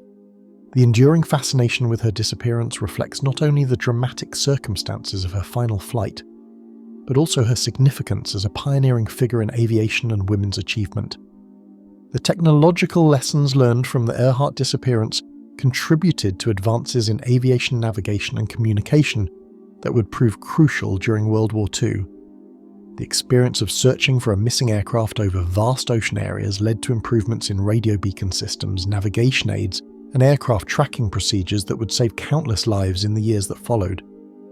The investigation into Earhart's disappearance has also contributed to the development of modern forensic archaeology and historical research methods. The techniques used to analyze artifacts from Nikumaroro and other potential crash sites have been refined and applied to other historical mysteries, advancing our understanding of how physical evidence can be preserved and interpreted decades after an event. Flight 19, the squadron that vanished, 1945. On the afternoon of December 5th, 1945, 5 identical aircraft lined up on the tarmac at Naval Air Station Fort Lauderdale. These were not just any planes, they were TBM Avenger torpedo bombers, the backbone of the US Navy's carrier-based attack force. Each aircraft represented the peak of wartime aviation technology, weighing in at 18,000 pounds, fully loaded and powered by a massive Wright R2000 600 Cyclone engine producing 1,900 horsepower. The TBM Avenger was an engineering marvel of its time. With a wingspan of 54 feet and 2 inches, these aircraft were the largest single-engine planes ever designed to operate from aircraft carriers. Their distinctive profile featured a deep fuselage that could accommodate a Mark 13 torpedo or up to 2,000 pounds of bombs in its cavernous bomb bay. The crew of 3 sat in a greenhouse-style canopy that provided excellent visibility for navigation and target acquisition. Each Avenger was equipped with dual compass systems for redundancy, critical for navigation over water where landmarks were scarce. The primary magnetic compass was mounted in the cockpit, while a backup compass provided additional heading reference. These instruments were calibrated to account for magnetic declination, the difference between magnetic north and true north that varied by geographic location. The flight plan for this December afternoon was routine. Navigation problem number 1 called for the 5 aircraft formation to fly east from Fort Lauderdale for 56 nautical miles to Hens and Chicken Shoals, then turn northwest for 67 nautical miles to a point near Grand Bahama Island, and finally southwest back to base. The total flight time was calculated at approximately 2 hours and 30 minutes, well within the Avenger's fuel capacity of 4 hours. Flight 19 consisted of 5 aircraft with tail numbers FT-28, FT-36, FT-81, FT-3, and FT-117. The lead aircraft, FT-28, was piloted by Lieutenant Charles Taylor, a veteran pilot with over 2,500 flight hours. Taylor's aircraft was a TBM-3D variant, slightly different from the standard TBM-3 models flown by the other 4 pilots, all of whom were student aviators on their final navigation exercise before graduation. At 2:10 p.m, the 5 Avengers lifted off from Fort Lauderdale's runway 09 and turned east over the Atlantic Ocean. The weather conditions were marginal but acceptable for training flights. Surface winds were blowing from the northeast at 20 knots, gusting to 31 knots, creating moderate to rough sea conditions below. A scattered cloud deck hung at 3,000 feet, with visibility reported at 8 to 10 miles. The first leg of the mission proceeded normally. The formation flew eastward for approximately 56 nautical miles, reaching the practice bombing area at Hens and Chicken Shoals. Here, the student pilots conducted simulated torpedo runs on a decommissioned ship hulk. Radio communications during this phase were routine, with standard tactical chatter between the aircraft. At approximately 3:40 p.m, the formation began its second leg, turning northwest towards Grand Bahama Island. It was during this phase that the first signs of trouble emerged. Lieutenant Taylor's voice came over the radio reporting that his compass was acting erratically. He informed his wingmen that both his primary and backup compasses were spinning wildly, making it impossible to maintain accurate heading reference. The compass malfunction Taylor reported was not entirely unprecedented. During World War II, pilots had occasionally experienced magnetic compass anomalies, often attributed to electrical interference from onboard equipment or external electromagnetic fields. However, the simultaneous failure of both primary and backup compass systems was highly unusual and suggested a more serious underlying problem. Taylor's navigation predicament was compounded by the challenging geographic features of the area. The Bahamas consist of hundreds of small islands, cays, and shoals scattered across thousands of square miles of ocean. From altitude, these features could easily be mistaken for other island groups, particularly the Florida Keys, which had a similar appearance and orientation. Radio transcripts from the incident reveal Taylor's growing confusion about his position. At 3:45 p.m. he was heard saying, "I don't know where we are. We must have got lost after that last turn." His voice remained calm and professional, but concern was evident as he attempted to establish his position, using dead reckoning and visual reference points. The technical challenges facing Flight 19 were significant. Without reliable compass readings, Taylor was forced to rely on pilotage, the practice of navigation by visual reference to landmarks. However, the scattered cloud deck at 3,000 feet intermittently obscured ground features, making positive identification of islands and shorelines difficult. At 4:25 p.m, Taylor made a critical decision based on his interpretation of the terrain below. Believing he was flying over the Florida Keys, he ordered the formation to turn north, towards what he thought was the Florida mainland. In reality, the islands he observed were likely part of the Bahamas chain, and his northward turn was actually taking the flight further out over the Atlantic Ocean. The Waratah 2,600 engines powering the Avengers were designed for reliability, but they were also fuel-hungry power plants. At normal cruise settings, each engine consumed approximately 75 gallons of fuel per hour. With a maximum fuel capacity of 335 gallons, the aircraft had an operational range of about 1,000 nautical miles under ideal conditions. However, the constant turns and altitude changes required for navigation problem-solving increased fuel consumption significantly. Weather conditions began to deteriorate as the afternoon progressed. The scattered cloud deck thickened, reducing visibility and making navigation increasingly challenging. Wind speeds increased, creating turbulence that made precise formation flying more difficult and further increased fuel consumption as pilots worked to maintain position. At 5:50 p.m, Taylor's radio transmissions became increasingly fragmented and difficult to understand. He reported that his fuel gauge was reading low and he was having trouble maintaining altitude.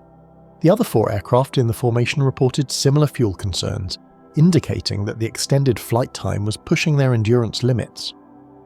The technical aspects of radio communication also played a role in the developing crisis. The aircraft were equipped with AN ARC-3 radio systems, which operated in the high-frequency band. These radios had a range of approximately 100 nautical miles under ideal conditions, but atmospheric interference and the aircraft's increasing distance from land degraded signal quality. Ground control towers at multiple airfields attempted to establish communication with Flight 19, but radio propagation characteristics made reliable contact difficult. The curvature of the Earth limited line-of-sight communication, while atmospheric conditions affected radio wave propagation unpredictably. At 6:20 p.m, approximately 4 hours after takeoff, Taylor made his final coherent radio transmission. He reported that the aircraft were flying west over what appeared to be open ocean, with no land visible in any direction. His fuel gauges were showing critically low levels, and he was preparing for a possible water landing. The TBM Avenger's design included several features intended to improve survival in water landings. The aircraft's relatively large wing area provided good, low-speed handling characteristics, important for controlled ditching. The bomb bay doors were designed to seal tightly, helping to maintain buoyancy in the water. However, the aircraft's heavy weight and high wing loading made successful water landings extremely challenging. Environmental factors in the area where Flight 19 disappeared created additional hazards. The Gulf Stream current flowing northward along the Florida coast created complex water conditions with strong currents and large swells. Water temperature in December averaged around 75 degrees Fahrenheit, which could support human survival for several hours under ideal conditions. The search and rescue operation that followed involved multiple aircraft and surface vessels. However, the vast expanse of ocean and deteriorating weather conditions made the search extremely difficult. The area of uncertainty grew larger with each passing hour, as wind and current carried any debris or survivors further from the aircraft's last known position. Analysis of the Flight 19 incident revealed several technical and procedural lessons. The simultaneous failure of multiple compass systems suggested the need for additional backup navigation equipment. The crew's heavy reliance on visual navigation highlighted the importance of instrument flight training and electronic navigation aids. The incident also demonstrated the critical importance of fuel management and emergency procedures. The extended flight time caused by navigation errors consumed fuel reserves that might have allowed the aircraft to reach safety. Better communication protocols and emergency location procedures were identified as areas needing improvement. Modern aviation has addressed many of the technical challenges that contributed to the Flight 19 disappearance. Global Positioning System navigation eliminates the compass reliability issues that plagued the 1945 flight.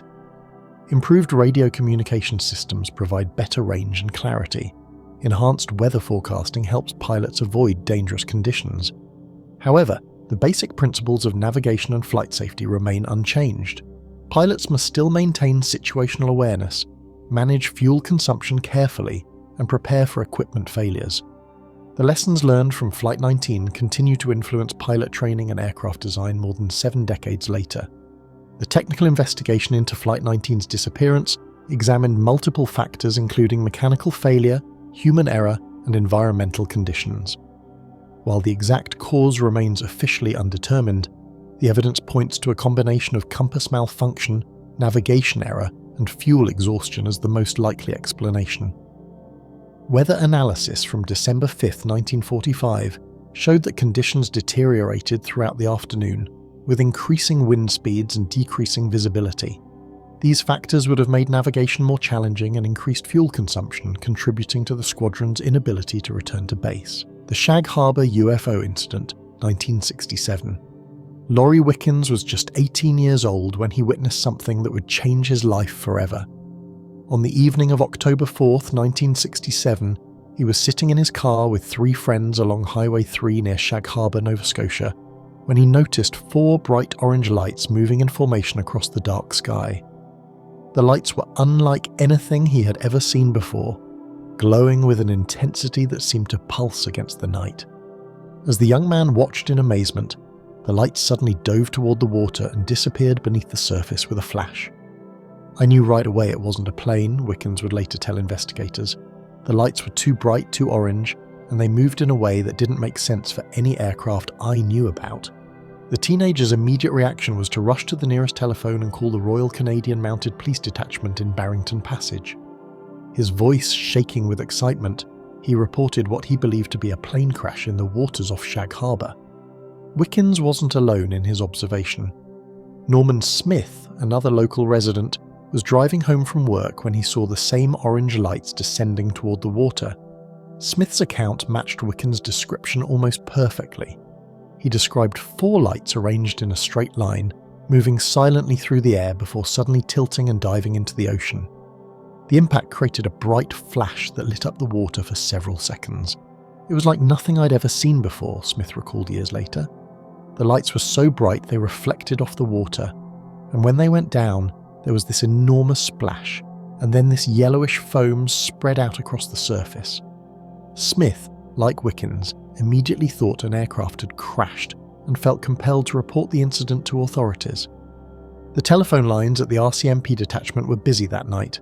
Within the span of an hour, 11 separate witnesses called to report seeing what they believed was a plane crash. Each caller described seeing bright orange lights in the sky that descended rapidly toward the water near Shag Harbor.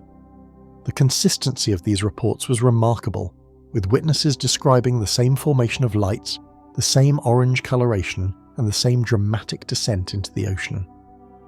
Among the callers was Ron Pound, an RCMP constable who had been driving along Highway 3 when he witnessed the lights himself. Pound was off duty at the time, but his training as a police officer made him a particularly credible witness. He described seeing 4 bright orange lights moving in formation across the sky, approximately 60 feet in diameter overall. The lights appeared to be connected to a single dark object that was barely visible against the night sky. "The lights were definitely attached to something," Pound told his colleagues. "You could see the dark mass between them, like the hull of a ship or the body of an aircraft, but it was moving in a way that didn't match any plane I'd ever seen." Pound's account was significant because it came from a trained observer who was familiar with aircraft and their typical flight patterns. The RCMP took the report seriously, treating the incident as a potential aircraft crash. Constable Pound was dispatched to the scene, along with other officers from the Barrington Passage detachment. When they arrived at the shoreline near Shag Harbor, they found several witnesses gathered on the beach, all pointing toward the water where they had seen the lights disappear. What the officers observed next would become one of the most puzzling aspects of the entire incident. Floating on the surface of the water was a large patch of yellowish foam, unlike anything they had seen before. The foam was thick and persistent, maintaining its consistency even as waves moved through it. The substance had a strange, almost metallic quality and emitted a faint glow that was visible even in the darkness. Coast Guard coxswain Victor Werbisky was among the first official responders to reach the scene. He had been contacted by the RCMP and asked to investigate the reported crash site. When Werbisky arrived at the harbour, he immediately noticed the unusual foam floating on the water's surface. It wasn't like normal sea foam, he later reported. It was thicker, yellower, and it seemed to hold together in a way that didn't seem natural. The Coast Guard launched a search and rescue operation, expecting to find survivors or debris from a crashed aircraft. Several boats were dispatched to the area where the lights had been seen entering the water. Divers were prepared to search for wreckage on the ocean floor. The water in the area was relatively shallow, no more than 60 feet deep, which should have made any aircraft wreckage easy to locate. However, the search teams found nothing. No aircraft debris, no oil slick, no personal belongings, and no bodies. The only evidence that something had entered the water was the strange yellowish foam that continued to float on the surface. The foam gradually dispersed over the course of several hours, but samples were collected for analysis. Local fisherman Reggie Greer was out in his boat that night and witnessed the search operation firsthand. "I've been fishing these waters for 30 years, Greer told investigators. "I know what plane wreckage looks like, and I know what happens when something crashes into the water. This was different. There was no debris field, no fuel slick, nothing but that strange foam." The mystery deepened when aviation authorities confirmed that no aircraft were reported missing in the area. Air traffic control had no record of any planes flying over Shag Harbor that night. Military officials stated that no military aircraft were conducting exercises in the region.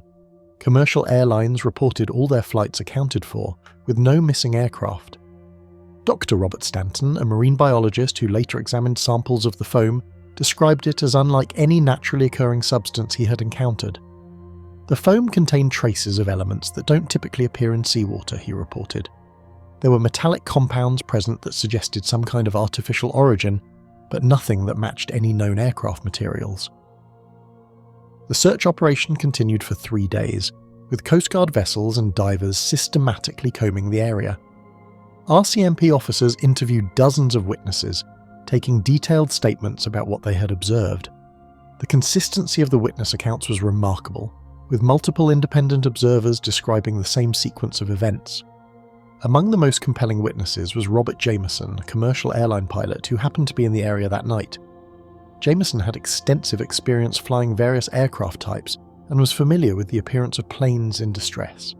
"What I saw wasn't behaving like any aircraft I know," he told investigators. "The lights were too bright, too organised, and the descent was too controlled for a crashing plane."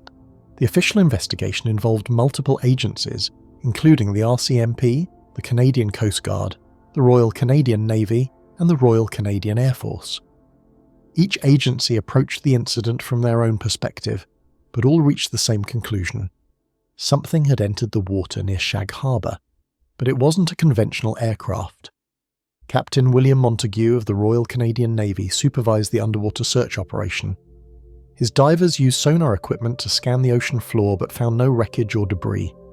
"The water clarity was good and we had excellent visibility," Montague reported. "If there had been an aircraft down there, we would have found it. The fact that we found nothing suggests that whatever entered the water either disintegrated completely or somehow left the area." The incident attracted the attention of UFO researchers and government officials alike. The Department of National Defense opened an official file on the Shag Harbor incident, classifying it as an unknown aerial phenomenon. The file contained witness statements, search reports, and correspondence between various government agencies. One of the most intriguing aspects of the case was the behaviour of the object before it entered the water. Multiple witnesses reported that the lights appeared to hover above the water's surface for several minutes before submerging. This behaviour was inconsistent with an aircraft crash, where the impact would typically be immediate and catastrophic. Local resident Dorothy Publicover was watching from her kitchen window when she observed the lights hovering above the water. "They weren't falling," she said. "They were floating there, almost like they were choosing where to go down. Then they just slipped under the water very gently, not like a crash at all." The testimony of the witnesses remained consistent even decades later. When researchers interviewed the original witnesses in the 1990s and 2000s, their accounts had not changed. Laurie Wickens, now president of the Shag Harbor UFO Incident Society, continues to speak about his experience with the same conviction he had as an 18-year-old. Expert analysis of the incident has focused on several key factors: the consistency of witness testimony, the involvement of multiple government agencies, and the complete absence of conventional aircraft debris all point to something extraordinary occurring that night. Meteorologists confirmed that weather conditions were clear with good visibility, ruling out atmospheric phenomena as an explanation. The incident also raised questions about underwater tracking and recovery capabilities. If the object had indeed submerged intact, as witness accounts suggested, it would represent technology far beyond what was available in 1967. The ability to transition from air to water flight was not possessed by any known aircraft at the time. Government documents released years later revealed that the incident was taken seriously at the highest levels of the Canadian military. Internal memos discussed the unusual nature of the event and the failure to find any conventional explanation. The official conclusion was that an unknown object had entered the water near Shag Harbor, but its origin and nature remained undetermined. The impact on the local community was profound. Shag Harbor, a small fishing village of fewer than 400 people, suddenly found itself at the centre of international attention. The incident became part of the community's identity, with residents taking pride in their role as witnesses to one of Canada's most documented UFO cases. The case has been studied by researchers around the world as an example of how multiple independent witnesses can provide corroborating testimony about unusual events. The involvement of trained observers, including police officers and military personnel, adds credibility to the accounts. The fact that the incident was immediately reported to authorities and officially investigated distinguishes it from many other UFO reports. Modern analysis of the case has benefited from advances in underwater search technology and metallurgy. However, the physical evidence from the scene has long since dispersed, leaving only the witness testimony and official records. The yellowish foam that was such a prominent feature of the incident has never been adequately explained, despite analysis by multiple laboratories. The Shag Harbor incident continues to influence how authorities respond to reports of unusual aerial phenomena. The thorough investigation conducted by Canadian agencies has become a model for how such cases should be handled. The preservation of witness testimony and official documentation has allowed researchers to study the incident in detail decades after it occurred. BSAA Star Ariel, 1949. When aviation investigators studied the disappearance of Star Ariel on January 17, 1949, they immediately noticed troubling similarities to another mysterious loss. Exactly 1 year earlier, almost to the day, another British South American Airways Tudor aircraft had vanished under eerily similar circumstances. The Star Tiger had disappeared on January 30, 1948, while flying from the Azores to Bermuda carrying 25 passengers and 6 crew members. Both aircraft were Avro Tudor Mark IV-B airliners, both had vanished without sending distress signals, and both had left behind no trace of wreckage despite extensive search operations. The pattern was unmistakable to aviation experts. 2 identical aircraft from the same airline, operating on similar routes, disappearing within 13 months of each other. The coincidence was so striking that investigators began to look beyond individual incidents to examine whether there was something fundamentally wrong with the Tudor aircraft design itself, or whether BSAA's operational procedures contained fatal flaws. Star Ariel's final flight began under unusual circumstances that would later fuel conspiracy theories. The aircraft was actually supposed to be grounded that day for routine maintenance, but another Tudor, Star Lion, had suffered an engine failure that morning. To maintain the scheduled service between Bermuda and Kingston, Jamaica Star Ariel was pressed into service despite not being originally assigned to the route. Captain John McPhee, who commanded Star Ariel, was an experienced pilot with extensive flying time on Tudor aircraft. His crew included First Officer Charles Morgan, Second Officer Henry Lochner, Radio Officer Robert Pierce, Flight Engineer George Ellsworth, and 2 BSAA stewardesses known as Star Girls, Alice Teed and Joan Winton. The passenger manifest showed 13 travellers, including several British colonial officials and business executives travelling to Jamaica. The aircraft took off from Kindley Field in Bermuda at 7:42 a.m. local time, following a standard departure procedure. Weather conditions were reported as excellent, with clear skies and light winds. The flight was expected to take approximately 4 hours and 30 minutes, with arrival in Kingston scheduled for 1:30 p.m. local time. At 8:41 a.m., exactly 1 hour after takeoff, Star Ariel made its first and only radio contact with ground control. Captain McPhee reported that the aircraft was flying at 18,000 feet, with fair weather conditions ahead. He provided his position as approximately 175 miles southwest of Bermuda, indicating that the flight was proceeding normally along the planned route. The transmission was clear and routine, with no indication of any problems aboard the aircraft. That radio message would be the last anyone would hear from Star Ariel. When the aircraft failed to make its next scheduled radio contact at 10:30 a.m., controllers initially attributed the silence to radio equipment problems, a common occurrence with Tudor aircraft. However, as hours passed without any communication, concern grew. By 2:30 p.m., 1 hour after the scheduled arrival time in Kingston, a full-scale search and rescue operation was launched. The search effort involved aircraft from the Royal Air Force, Royal Navy, and United States Coast Guard. Surface vessels from multiple nations scoured the Caribbean Sea along the aircraft's planned route. The search area covered thousands of square miles of ocean, from the waters near Bermuda to the approaches to Jamaica. Despite the extensive effort, which continued for several days, no trace of Star Ariel was ever found. The disappearance of Star Ariel highlighted critical problems with the Tudor aircraft design that had been developing since the type first entered service. The Tudor was based on the Avro Lincoln bomber, which itself was derived from the famous Lancaster. While this heritage gave the aircraft a robust basic structure, the conversion to civilian passenger service had introduced numerous complications. One of the most significant issues was the Tudor's pressurization system. The aircraft was designed to fly at high altitudes, where cabin pressurization was essential for passenger comfort and safety. However, the pressurization system was notoriously unreliable, with frequent failures that forced pilots to descend to lower altitudes, where passengers could breathe normally without supplemental oxygen. The pressurization problems were more than just inconvenient.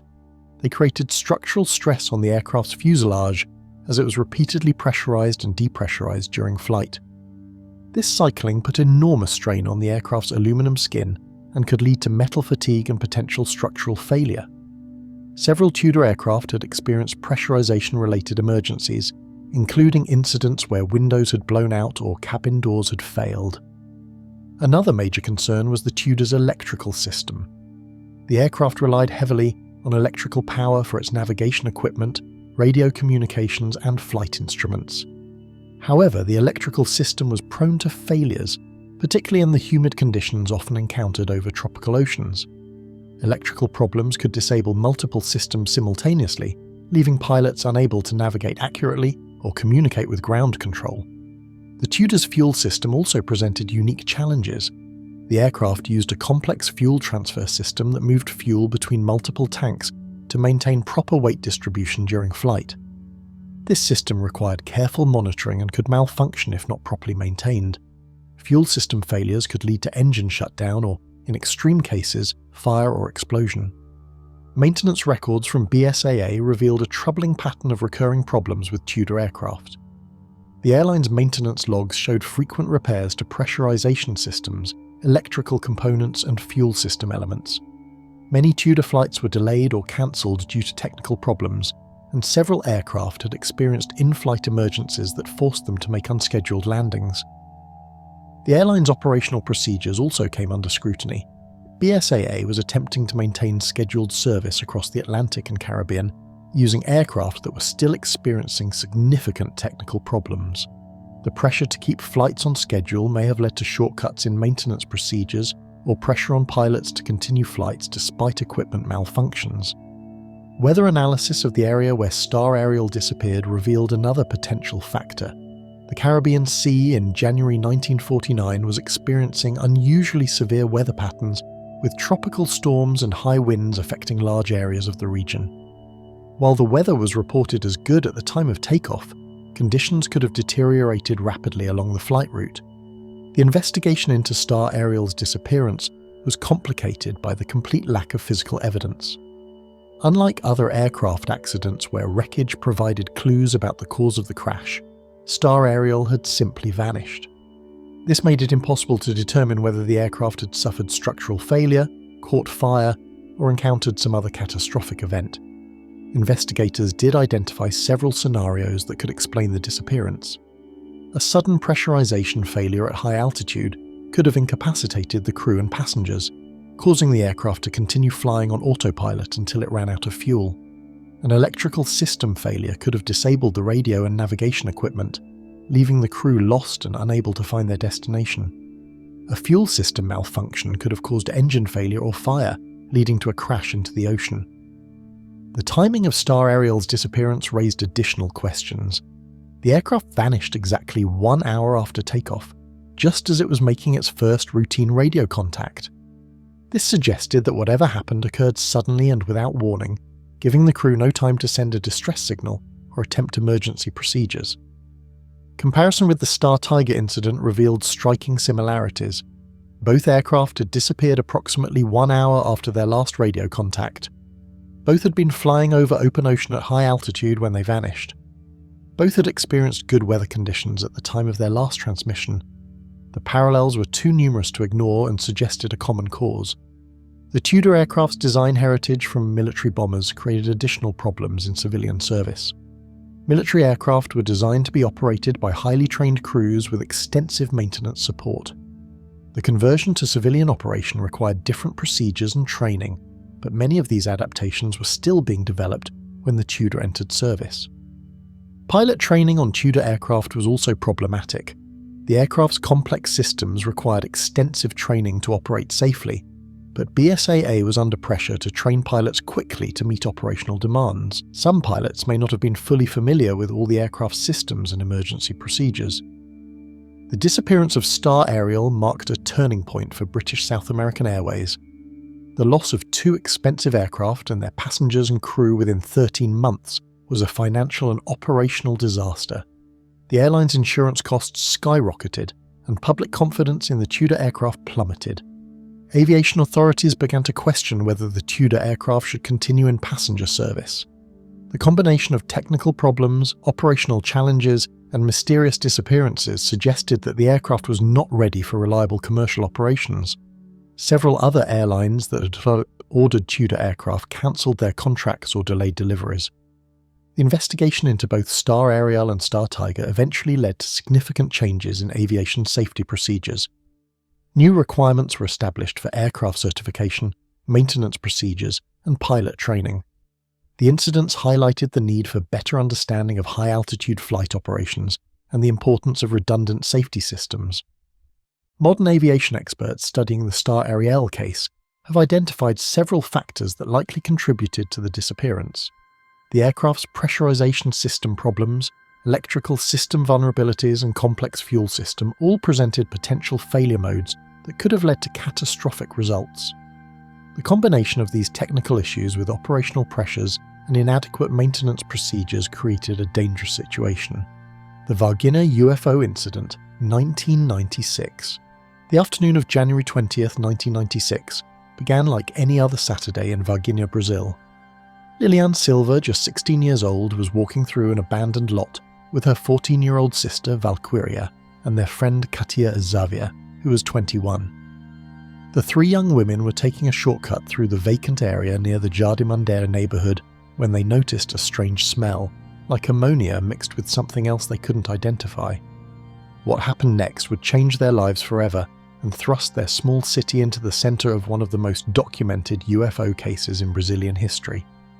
"We saw something moving behind a wall," Liliane would later tell investigators. "At first we thought it was a person, maybe someone who was hurt or drunk, but when we got closer we realised it wasn't human at all." The creature crouched against the wall was unlike anything the girls had ever seen.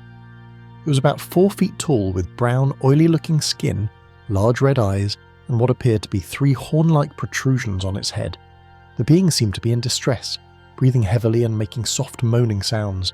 Valkyria, the youngest of the 3, described the moment in vivid detail during later interviews. It had no hair and its skin looked wet or greasy. The eyes were huge and red, and it didn't seem to have a nose, just two small holes. Its mouth was just a small slit, and it was making these soft sounds like it was in pain. The creature's arms appeared to be longer than normal human proportions, and its hands seemed to have fewer fingers than a person would have. The girls' first instinct was fear. They ran home immediately, with Katia Xavier later recalling that the creature looked sad and scared, like it was suffering. When they reached the Silver family home, they were visibly shaken and told their mother, Louisa Silver, about the encounter. Their mother initially thought they were playing a prank or had seen a homeless person, but the girls' genuine terror and the consistency of their descriptions convinced her that something unusual had happened. Within hours of the girls' encounter, other residents of Varginha began reporting strange sightings. The fire department received multiple calls about a crashed object in a park near the city centre. According to several witnesses, military vehicles and personnel had arrived at the scene and cordoned off the area. Local residents reported seeing soldiers loading what appeared to be wreckage onto military trucks. Marco Elie Charez, a 23-year-old military police officer, became involved in the incident when he responded to reports of unusual activity in the area. Charez was known as a healthy, athletic young man with no history of serious illness. On the night of January 20th, he was on duty when he was called to assist with what his superiors described as a routine security matter involving military personnel. 3 weeks after the incident, on February 15, 1996, Charez was rushed to the Humanitas Hospital in Varginha with severe symptoms that baffled medical staff. He was experiencing high fever, severe headaches, and what appeared to be multiple infections throughout his body. His condition deteriorated rapidly, and despite the best efforts of the medical team, he died on February 16th, less than a month after the alleged UFO incident. Dr. Cesario Lincoln Furtado, who treated Charez at the hospital, was puzzled by the young officer's condition. He came in with symptoms I had never seen before, the doctor later stated. His immune system seemed to be completely compromised, as if he had been exposed to some kind of toxic substance or pathogen. We ran every test we could think of, but couldn't identify what was causing his illness. The medical records from Charez's treatment showed that he had unusual lesions on his skin and signs of severe systemic infection. His family later revealed that in the days before his hospitalization, he'd mentioned being involved in the cleanup of some kind of accident, but he was reluctant to discuss details. His widow, Antonia Charez, said that her husband had seemed troubled and worried in the weeks following the incident. The firefighters who responded to the initial crash reports provided their own accounts of the events. Several members of the Varginha Fire Department confirmed that they had been called to remove what they believed to be injured animals from the crash site. However, when they arrived, they found creatures that didn't match any known animal species. One firefighter, speaking anonymously years later, described the scene as unlike anything in his experience.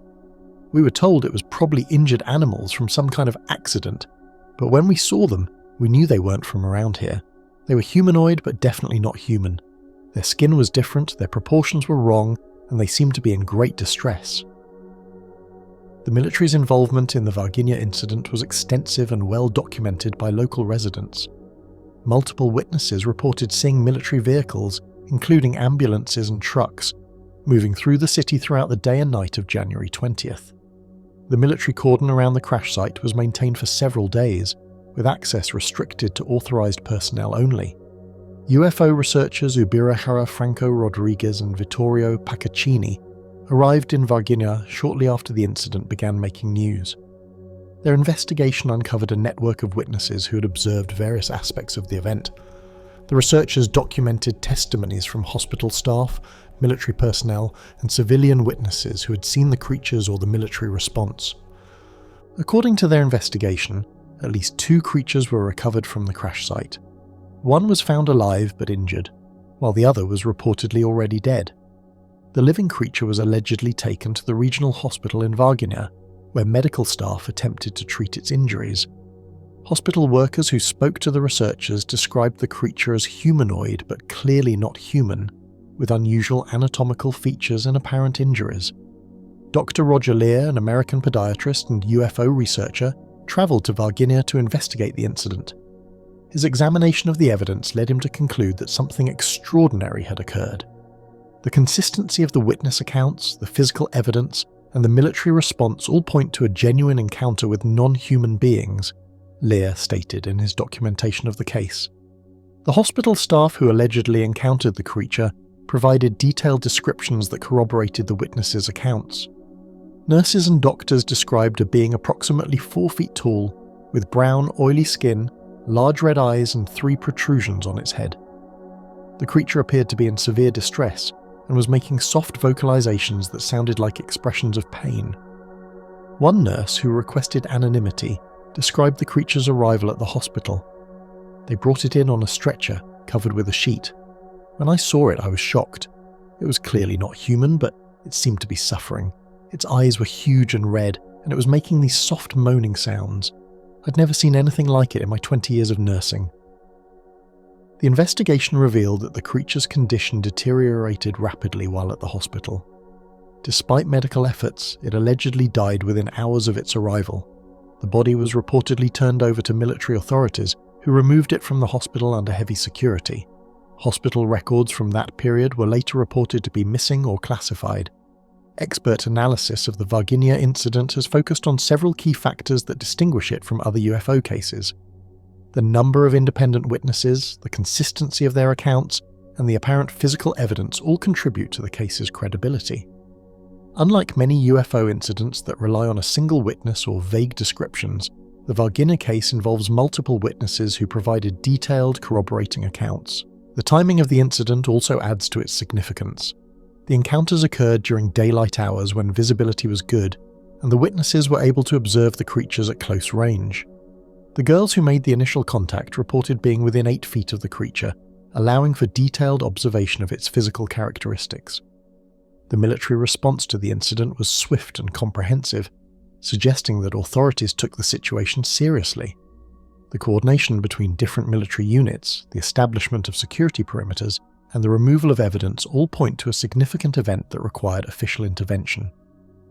The medical aspects of the case, particularly the death of Marco Eli Cherez, add another layer of complexity to the incident. The young officer's rapid decline and death following his involvement in the incident raised questions about possible exposure to unknown pathogens or toxins. The unusual nature of his symptoms and the failure of medical treatment to save him suggest exposure to something beyond normal human experience. The long-term impact on the witnesses has been profound. The 3 young women who made the initial contact have maintained their accounts for more than 25 years, despite intense scrutiny and sometimes hostile questioning. Their consistency and apparent sincerity have impressed researchers and investigators who have studied the case. The Varginha incident has also had broader implications for UFO research and government transparency. The case demonstrates how multiple witnesses can provide corroborating evidence for extraordinary events, and how official responses can sometimes confirm rather than debunk unusual occurrences. The international attention focused on Varginha has made it one of the most studied UFO cases in South America. Researchers from around the world have travelled to the city to interview witnesses and examine evidence. The case has been featured in documentaries, books, and academic studies as an example of a well-documented encounter with unknown beings. The consistency of witness accounts across different groups and time periods has been particularly compelling. The descriptions provided by the 3 girls match those given by hospital staff, firefighters, and military personnel who were allegedly involved in the incident. This convergence of independent testimonies from diverse sources strengthens the credibility of the overall case. The physical evidence, while limited, has been significant. The unusual odour reported by multiple witnesses, the strange foam or residue found at the crash site, and the apparent injuries suffered by those who came into contact with the creatures all point to a physical event rather than a psychological or social phenomenon. SS Marine Sulfur Queen, 1963. The SS Marine Sulfur Queen was a marvel of wartime engineering pressed into a dangerous peacetime role. Built in 1944 as a T2SEA-1 tanker, she measured 504 feet in length with a beam of 68 feet and weighed 7,240 gross tons. Her hull was constructed using all-welded steel fabrication, a revolutionary technique for the time that promised greater strength and efficiency than traditional riveted construction. The ship's power plant consisted of a single General Electric turbine producing 6,000 shaft horsepower, driving a single propeller that could push the vessel to a maximum speed of 14.5 knots. Originally christened the SO New Haven, the ship had served faithfully during World War II, carrying petroleum products across the Atlantic. However, in 1960, Marine Transport Corporation purchased the vessel and undertook extensive modifications to convert her from an oil tanker to a specialized carrier of molten sulfur. This conversion required fundamental changes to the ship's cargo handling systems, heating equipment, and structural components that would prove to be both complex and problematic. The cargo tanks were completely redesigned to handle molten sulfur, which had to be maintained at a temperature of approximately 275 degrees Fahrenheit to remain in liquid form. 24 separate heating coils were installed throughout the cargo hold, powered by the ship's steam system. These coils were designed to maintain the sulfur's temperature during transport and to prevent the cargo from solidifying, which would make unloading impossible. The heating system represented a significant engineering challenge. Sulfur becomes liquid at 239 degrees Fahrenheit, but develops dangerous chemical properties if heated above 320 degrees. Within this narrow temperature range, the cargo remained fluid enough to be pumped, but stable enough to transport safely. The heating coils had to be precisely controlled to maintain this delicate balance throughout the voyage. The ship's cargo capacity was 15,260 tons of molten sulfur, contained within 4 large cargo tanks that had been specially lined with materials designed to resist sulfur's corrosive effects. The tanks were equipped with heating coils arranged in a grid pattern to ensure even temperature distribution. Steam lines ran throughout the ship to supply the heating system, creating a complex network of pipes and valves that required constant monitoring and maintenance. However, the T2 tanker design had fundamental structural weaknesses that became apparent during the war years. The class was notorious for developing what naval engineers called weak back syndrome, where the ship's keel would develop stress fractures, usually around the engine room area. This weakness was caused by the ship's length-to-beam ratio and the stresses imposed by loading and unloading operations. The all-welded construction, while innovative, created rigid connections that concentrated stress at specific points rather than distributing it throughout the structure. The Marine Sulfur Queen's conversion from oil to sulfur transport had created additional structural stresses. The heating system added weight and complexity to the cargo area, while the sulfur cargo itself presented unique challenges. Molten sulfur is approximately 1.8 times heavier than water, creating significant stress on the ship's hull and internal structure. The cargo's high temperature also caused thermal expansion of the ship's metal components, creating additional stress on welds and joints. The ship's crew had reported several concerning incidents during the months leading up to the final voyage. Heating coil failures were common, requiring frequent repairs and replacement. The ship's electrical system, which powered the heating controls, was prone to malfunctions in the humid marine environment. Several crew members had reported unusual sounds from the cargo area, including creaking and groaning that suggested structural stress. On February 2, 1963, the Marine Sulfur Queen departed Beaumont, Texas, bound for Norfolk, Virginia with a full load of 15,260 tons of molten sulfur. The weather forecast showed favourable conditions for the voyage, with light winds and calm seas expected along the route. The ship's crew of 39 men included experienced officers who were familiar with the unique challenges of transporting molten sulfur. The ship's final radio transmission was received at 1:25 a.m. on February 4, 1963, when the vessel was approximately 230 miles southeast of New Orleans. The message was routine, reporting the ship's position and that all was well aboard. However, this transmission would be the last communication from the Marine Sulfur Queen. The scientific analysis of molten sulfur transport reveals significant hazards that were not fully understood in 1963. Sulfur cargo can produce hydrogen sulfide gas, which is both toxic and flammable. The gas can accumulate in cargo tanks and other enclosed spaces, creating an explosion risk.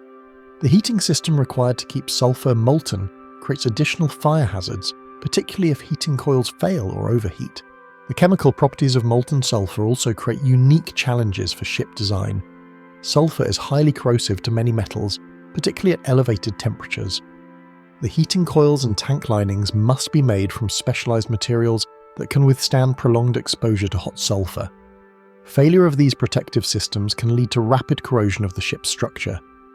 Environmental factors in the Gulf of Mexico on February 4, 1963, included a strong cold front that brought high winds and rough seas to the area. Weather analysis showed that wind speeds increased from 15 knots to over 30 knots during the night, with wave heights reaching 8 to 10 feet. These conditions would have placed significant stress on the ship's hull and cargo systems. The combination of rough seas and the ship's known structural weaknesses could have created a catastrophic situation. The Marine Sulfur Queen's weak back condition made her particularly vulnerable to the stresses imposed by heavy weather. The ship's length and relatively narrow beam created a tendency to flex in heavy seas, placing enormous strain on the keel and hull structure. The heating system required to maintain the sulfur cargo presented additional vulnerabilities. The steam lines and heating coils created numerous potential failure points throughout the ship. A rupture in the steam system could have led to loss of heating, causing the cargo to solidify and creating dangerous stress concentrations in the cargo tanks. The search and rescue operation that followed the ship's disappearance involved multiple Coast Guard vessels and aircraft. The search area covered thousands of square miles of the Gulf of Mexico, focusing on the ship's last known position and the probable drift patterns based on wind and current conditions. Despite the extensive search effort, only minimal debris was recovered. The debris that was found provided important clues about the ship's fate. Several life preservers bearing the ship's name were recovered, along with pieces of the ship's superstructure. The condition of the debris suggested that the ship had broken apart rather than sinking intact. This evidence supported the theory that structural failure had caused the vessel's loss. Coast Guard investigators examined the debris for evidence of explosion or fire. The recovered materials showed no signs of burn damage or blast effects, suggesting that the ship's loss was due to structural failure rather than an explosion in the cargo hold. The debris patterns also indicated that the ship had broken apart on the surface rather than imploding due to water pressure. The investigation focused on the ship's structural integrity and the stresses imposed by the molten sulfur cargo. Engineering analysis showed that the combination of the ship's weak back condition, the heavy sulfur cargo, and the rough weather conditions could have created a perfect storm of structural failure. The ship's hull may have cracked along the keel, allowing water to enter the cargo hold and causing rapid sinking. The heating system required for sulfur transport created additional complications for the investigation. The complex network of steam lines and heating coils meant that multiple failure modes were possible. A steam line rupture could have caused loss of heating, leading to cargo solidification and structural stress. Alternatively, overheating of the cargo could have produced toxic gases that incapacitated the crew. Modern analysis of the Marine Sulfur Queen incident has revealed important lessons about specialized cargo transport. The ship's conversion from oil to sulfur service had created new stresses and hazards that were not fully understood at the time. The heating system, while necessary for the cargo, introduced multiple potential failure points that could have led to catastrophic results. The incident highlighted the importance of proper structural analysis when converting ships for specialized cargo service. The T2 tanker's weak back condition made it unsuitable for carrying dense heated cargo like molten sulfur. The additional stress imposed by the heating system and the cargo's weight created a dangerous combination that exceeded the ship's structural capabilities. Post-incident regulations required more rigorous inspection and maintenance procedures for ships carrying molten sulfur. The heating systems must be regularly inspected for leaks and corrosion. Cargo tank linings must be examined for signs of sulfur corrosion. The ship's structure must be carefully monitored for signs of stress fractures or other weaknesses. The Marine Sulfur Queen's loss also led to improvements in safety equipment and procedures. Ships carrying molten sulfur now require specialized firefighting equipment designed to handle sulfur fires. Emergency procedures for dealing with heating system failures have been developed. Crew training programs now include specific instruction on the hazards of molten sulfur transport. The environmental impact of the Marine Sulfur Queen's cargo was also a concern. The 15,260 tons of molten sulfur released into the Gulf of Mexico could have created significant pollution problems. However, sulfur is naturally occurring in seawater, and the cargo likely dispersed quickly in the marine environment. The greater concern was the potential for hydrogen sulfide gas production, which could have created toxic conditions in the area. The Douglas DC-3 Christmas Mystery, 1948. The morning of December 29, 1948, brought an eerie silence to Miami International Airport. Controllers in the tower stared at their communication equipment in disbelief, repeatedly calling out the same identifier into their microphones: NC 16002, NC 16002, Miami Tower calling. The aircraft they were trying to reach should have been on the ground hours ago, its 32 passengers and crew disembarking from what was supposed to be a routine Christmas charter flight from San Juan, Puerto Rico. Instead, there was only static. Search and rescue teams had been activated at dawn, but their efforts revealed nothing but empty ocean. The Douglas DC-3, registration NC 16002, had simply vanished somewhere between its last known position and the Miami runway. What made this disappearance particularly unsettling was that the aircraft had been so close to home when it happened. The pilot's final transmission, intercepted by air traffic control in New Orleans, had placed the aircraft just 50 miles south of Miami at 4:13 a.m. The search operation spread across thousands of square miles of the Florida Straits and the Gulf of Mexico. Coast Guard cutters, Navy vessels, and civilian aircraft combed the waters where the DC-3 should have been making its final approach. The December weather was clear with good visibility, conditions that should have made any wreckage easily visible from the air. Yet despite days of intensive searching, no trace of the aircraft, its passengers or crew was ever found. The mystery deepened when investigators began examining the events that led up to the disappearance. The story that emerged painted a picture of a flight that should never have been allowed to take off, plagued by mechanical problems and questionable decisions that may have sealed the fate of everyone aboard. Working backwards from that final transmission, investigators reconstructed the Douglas DC-3's journey through its last hours. At 4:13 a.m. Eastern Standard Time, on December 28, 1948, Captain Robert Lindquist had reported his position as 50 miles south of Miami. The transmission was clear and routine, with no indication of distress or emergency. According to the flight plan, the aircraft should have been beginning its descent toward Miami International Airport, with landing expected within the next 15 minutes. But something went wrong in those final miles. The aircraft never made contact with Miami Tower, never requested landing instructions, and never appeared on approach. It was as if the Douglas DC-3 had simply ceased to exist in the narrow corridor between its last position report and the airport runway. The investigation revealed that this final transmission had not been heard by Miami controllers at all. Instead, it was intercepted by the New Orleans Overseas Foreign Air Route Traffic Control Center, nearly 350 miles away. This fact would later prove significant, as it suggested that the aircraft's radio equipment was functioning well enough to transmit over long distances, making equipment failure a less likely explanation for the subsequent silence. Tracing the flight's path earlier that evening revealed the first signs of trouble. The DC-3 had departed San Juan at 11:03 p.m. on December 27th, more than an hour behind its scheduled departure time. The delay was officially attributed to mechanical difficulties, but the specific nature of these problems would prove crucial to understanding what happened next. Airport personnel in San Juan later revealed that Captain Lindquist had approached the maintenance crew shortly before departure with concerns about the aircraft's electrical system. The landing gear warning light was malfunctioning, and more significantly, the aircraft's batteries were nearly discharged. These were not minor issues for a DC-3 operating a long over-water flight at night. The Douglas DC-3 was renowned for its reliability, but it was also dependent on electrical power for critical systems including navigation lights, radio communications, and instrument lighting. The aircraft's electrical system was powered by engine-driven generators during flight, with batteries providing backup power for starting and emergency situations. However, nearly discharged batteries represented a serious safety concern, particularly for night operations. Airport maintenance records showed that the battery problem was discovered during a routine pre-flight check. The lead-acid batteries, which were supposed to maintain a charge of 24 volts, were reading significantly lower. When maintenance personnel inspected the batteries, they discovered that the electrolyte levels were dangerously low, with some cells nearly dry. The maintenance crew added distilled water to the batteries and attempted to charge them, but the process was incomplete when departure time approached. Under normal circumstances, this would have been grounds for delaying the flight until the batteries could be fully charged and tested.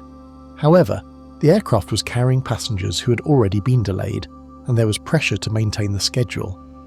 Captain Lindquist made the decision to proceed with the flight despite the battery problems. His reasoning, according to witnesses, was that the engine-driven generators would provide electrical power during flight, and the batteries would only be needed for starting in emergency situations. This decision would later be questioned by investigators, particularly given the overwater route and night conditions. The passenger manifest revealed another layer of complexity to the story. The 32 people aboard NC 16002 were not typical airline passengers. This was a charter flight operated by Airborne Transport, carrying a mix of business travelers, tourists, and local residents returning to Miami after the Christmas holidays. Among the passengers were several prominent Puerto Rican businessmen and their families, as well as American tourists who had spent the holidays in San Juan.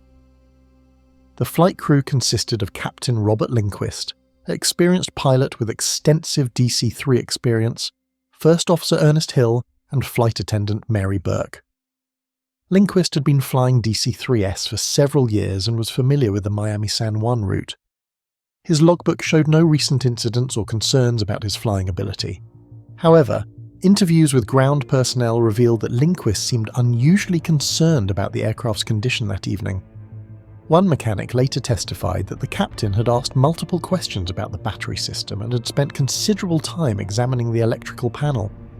This behaviour was unusual for Lindquist, who typically showed confidence in his aircraft's condition. The weather conditions on December 28, 1948 were generally favourable for flying.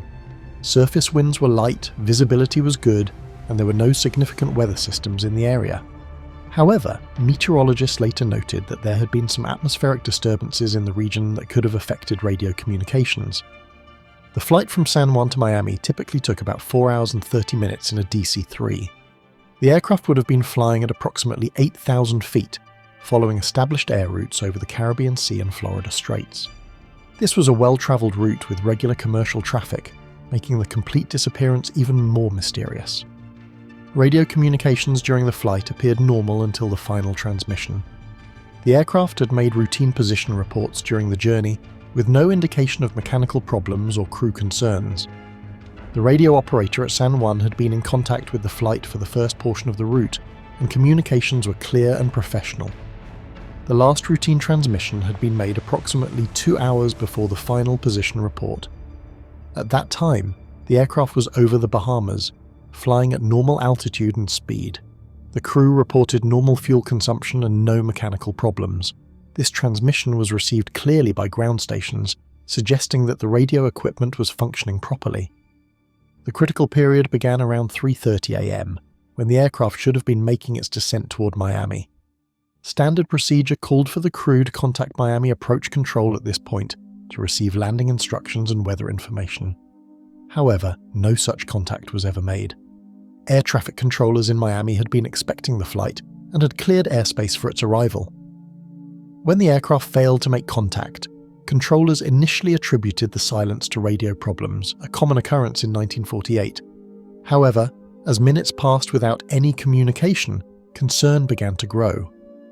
The controllers made repeated attempts to contact NC 16002, broadcasting on multiple frequencies and asking other aircraft in the area to relay messages. Several pilots reported hearing the tower's calls, but no one heard any response from the missing DC-3. This suggested that the aircraft's radio equipment had either failed or the aircraft itself was no longer airborne. The decision to launch search and rescue operations was made at 5:30 a.m, when the aircraft was more than an hour overdue. The Coast Guard was notified, and military aircraft were dispatched to search the probable flight path. The search area was initially focused on the waters between the Bahamas and Miami, where the aircraft should have been making its approach. As searchers scoured the area, they found the ocean surface calm and clear. Visibility was excellent, and any floating debris should have been easily spotted. The absence of any wreckage was particularly puzzling, as DC-3S typically left considerable debris when they crashed into water. The investigation also revealed conflicting information about the aircraft's fuel situation. Flight plans showed that the DC-3 had departed San Juan with sufficient fuel for the flight to Miami, plus the required reserves. However, The electrical problems and battery issues raised questions about whether the crew might have been forced to use additional fuel to maintain electrical power. Some investigators theorized that the crew might have had to run the engines at higher power settings to boost the generator output, compensating for the weak batteries.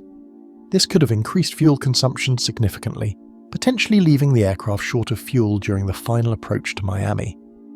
The mystery was further complicated by reports from other aircraft in the area.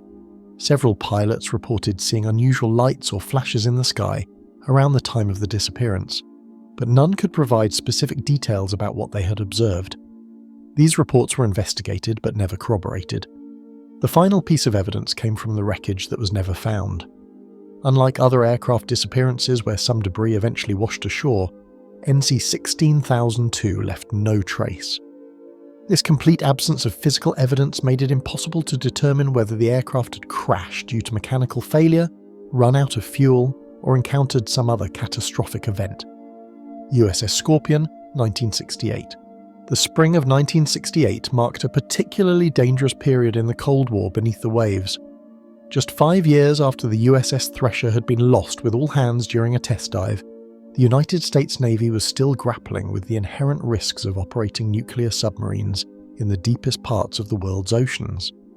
The submarine service had implemented sweeping safety reforms following the Thresher disaster, creating the SubSafe program to prevent similar catastrophes. Yet despite these measures, the underwater domain remained a realm where mechanical failure or human error could result in instant death for entire crews.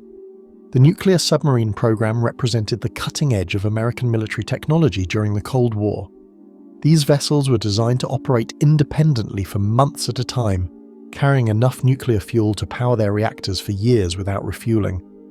They could dive to depths that would crush conventional submarines and travel at speeds that made them nearly impossible to track.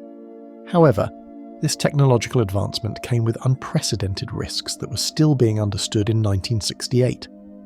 The USS Scorpion, hull number SSN 589, was a skipjack-class nuclear attack submarine commissioned on July 29, 1960. She was 251 feet in length, with a beam of 31 feet and displaced 3,500 tons when submerged. Her S5W nuclear reactor could propel her at speeds exceeding 30 knots underwater, making her one of the fastest submarines in the world at the time. The vessel was designed to carry a crew of 99 officers and enlisted men, along with a full complement of Mark 37 and Mark 45 torpedoes. Official Navy records document Scorpion's operational history from her commissioning through her final deployment. Between 1960 and 1968, she had completed numerous patrols in the Atlantic Ocean and Mediterranean Sea, participating in NATO exercises and conducting intelligence-gathering missions. Her service record indicated she was a well-maintained vessel with an experienced crew, though some maintenance issues had been noted in recent inspections. The submarine's final deployment began on February 15, 1968, when she departed Norfolk Naval Base for a routine patrol in the Mediterranean. The deployment was initially scheduled to last approximately 3 months, with the submarine expected to return to Norfolk in late May. During this period, Scorpion conducted various training exercises and operational missions, including surveillance activities that were typical for American submarines during the Cold War. On May 16, 1968, Scorpion received orders to terminate her Mediterranean deployment early and return to Norfolk immediately. The reasons for this sudden recall were not disclosed to the crew at the time, but official documents later revealed that the submarine was being redirected to investigate Soviet naval activities in the Atlantic. This type of surveillance mission was common during the Cold War, as both superpowers constantly monitored each other's naval movements. The timeline of Scorpion's final days is documented through official Navy communications and intelligence reports. On May 20, 1968, the submarine was ordered to proceed to a position near the Azores to investigate Soviet naval activity in the area. The specific nature of this mission remained classified for decades, but documents released years later revealed that Scorpion was tasked with gathering intelligence on Soviet submarine operations.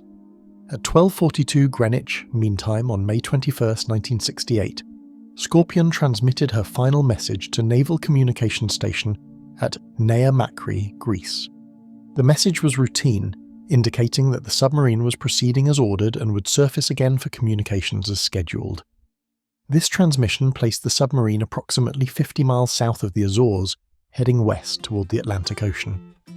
The submarine was expected to arrive at Norfolk Naval Base on May 27, 1968, after completing her intelligence mission. When she failed to arrive on schedule, Navy officials initially attributed the delay to extended operations or communication difficulties.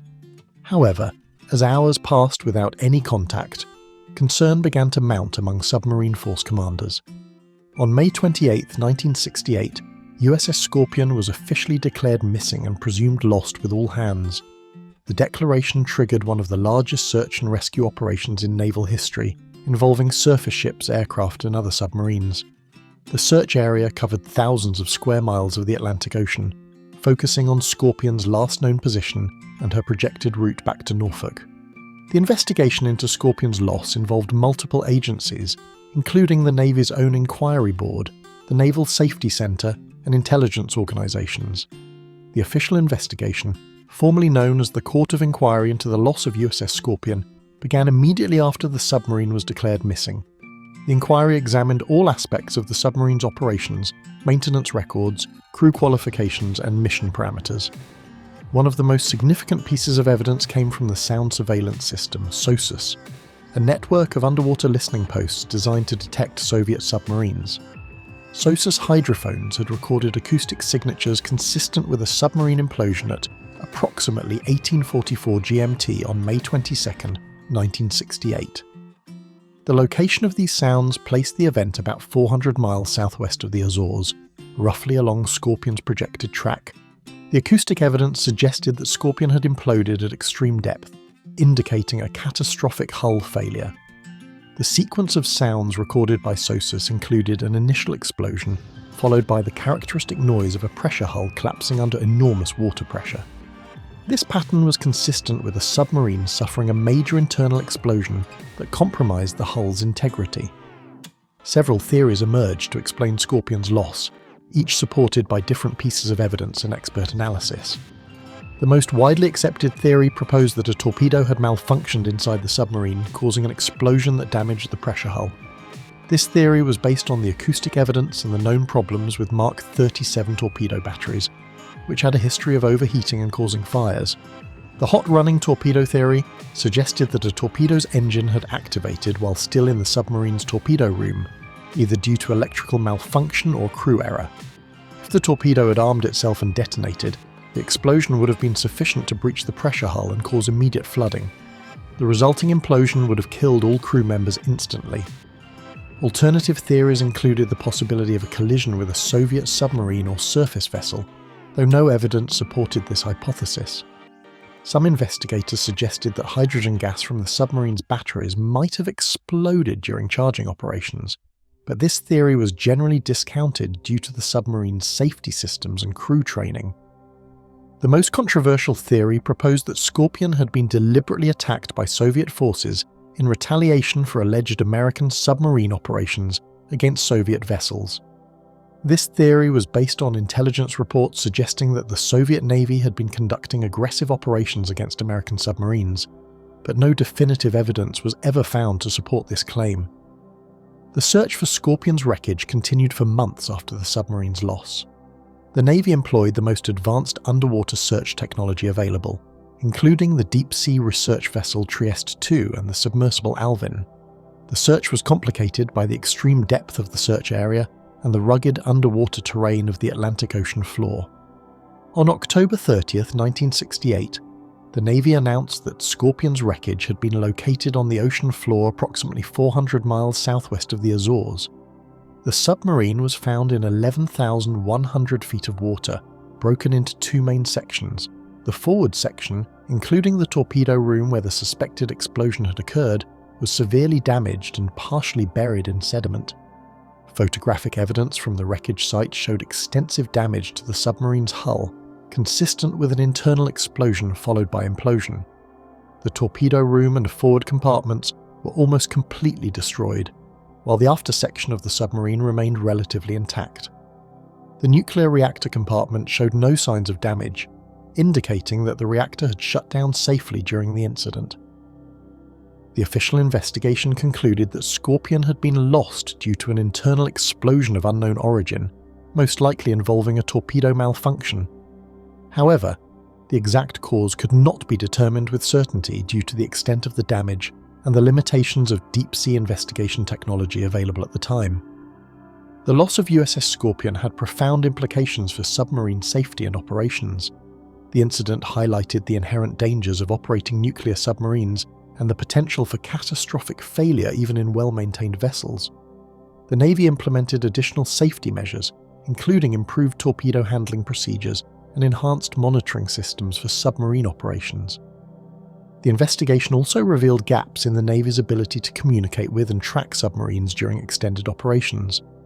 New communication protocols were established to ensure more frequent contact with submerged vessels, and emergency procedures were updated to improve response times in case of submarine emergencies. The families of the 99 crew members lost with Scorpion faced years of uncertainty and incomplete information about the circumstances of their loved ones' deaths. The Navy's initial reluctance to release details about the submarine's mission and the cause of the loss created lasting resentment among family members and raised questions about government transparency. The Cold War context of Scorpion's loss added another layer of complexity to the investigation and its aftermath. The submarine's intelligence mission and the possibility of Soviet involvement remained classified for decades, preventing a full public understanding of the incident. This secrecy fueled conspiracy theories and speculation about the true cause of the submarine's loss. The technological lessons learned from the Scorpion incident influenced submarine design and safety procedures for decades. Improvements in torpedo safety systems, hull construction techniques, and emergency procedures were implemented across the submarine fleet. The incident also contributed to the development of better deep-sea search and rescue capabilities. SS Waratah, 1909. On December 15, 1909, the brass nameplate of the SS Waratah was ceremonially removed from the passenger manifest board at Lloyd's of London. The ship had been officially declared missing after 4 months of silence, marking one of the most complete disappearances in maritime history. When the shipping clerks made their final entry in the ledger, they sealed the fate of 211 souls who had vanished without leaving behind so much as a single lifeboat, a piece of luggage, or even a deck chair to mark their passage from this world. The search for the missing liner had been unprecedented in its scope and intensity. Ships from multiple nations had scoured tens of thousands of square miles of the South Atlantic Ocean, following every possible lead and investigating every reported sighting. Aviation pioneers had even taken to the skies in primitive aircraft, hoping to spot the vessel from above, yet the ocean had yielded nothing but false hopes and mounting despair for the families of those who had sailed aboard the Waratah. Lloyd's of London had received the last confirmed report of the ship's whereabouts on July 27, 1909, when the cargo steamer Clan McIntyre had exchanged signals with the Waratah approximately 150 miles northeast of East London, South Africa.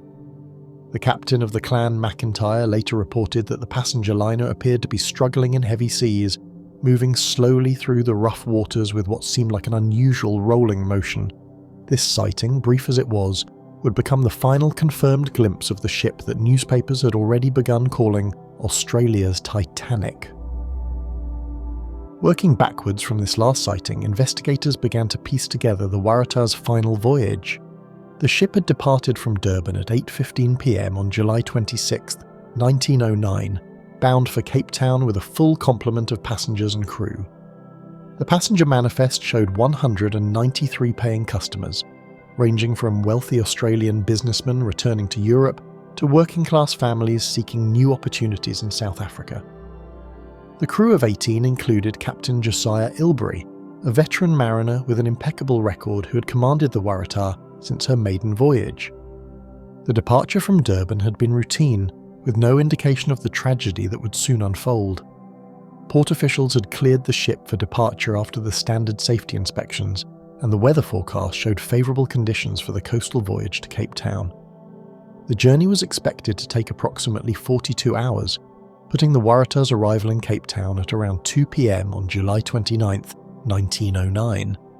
However, The ship's passenger list contained a significant absence that would later prove prophetic. Claude Sawyer, an experienced mining engineer who had travelled aboard the Waratah from England to Australia, had abruptly cancelled his return passage just hours before departure. Sawyer's decision to leave the ship was based on disturbing dreams he had experienced during the voyage from London to Sydney, visions of a ship capsizing in heavy seas with tremendous loss of life. Sawyer's premonition had been so vivid and disturbing that he had complained to the ship's officers about the vessel's stability during the outbound voyage. He reported that the Waratah rolled heavily in moderate seas and seemed to recover slowly from each roll, characteristics that experienced mariners recognised as signs of poor stability. The ship's design, with its high superstructure and third deck of passenger accommodations, created a high centre of gravity that made the vessel vulnerable to capsizing in rough weather. The Blue Anchor Line had built the Waratah at Barclay Curle Shipyard in Glasgow, Scotland, completing the vessel in 1908. The ship measured 465 feet in length with a beam of 59 feet and displaced 9,339 gross tons. Her design incorporated 3 passenger decks to maximise capacity for the lucrative England-Australia route, but this configuration raised the ship's centre of gravity dangerously high. The vessel's stability calculations, while meeting the minimal requirements of the time, left little margin for error in heavy weather conditions. Captain Ilbery had expressed his own concerns about the ship's stability during her maiden voyage, noting that the Waratah behaved differently from other vessels he had commanded.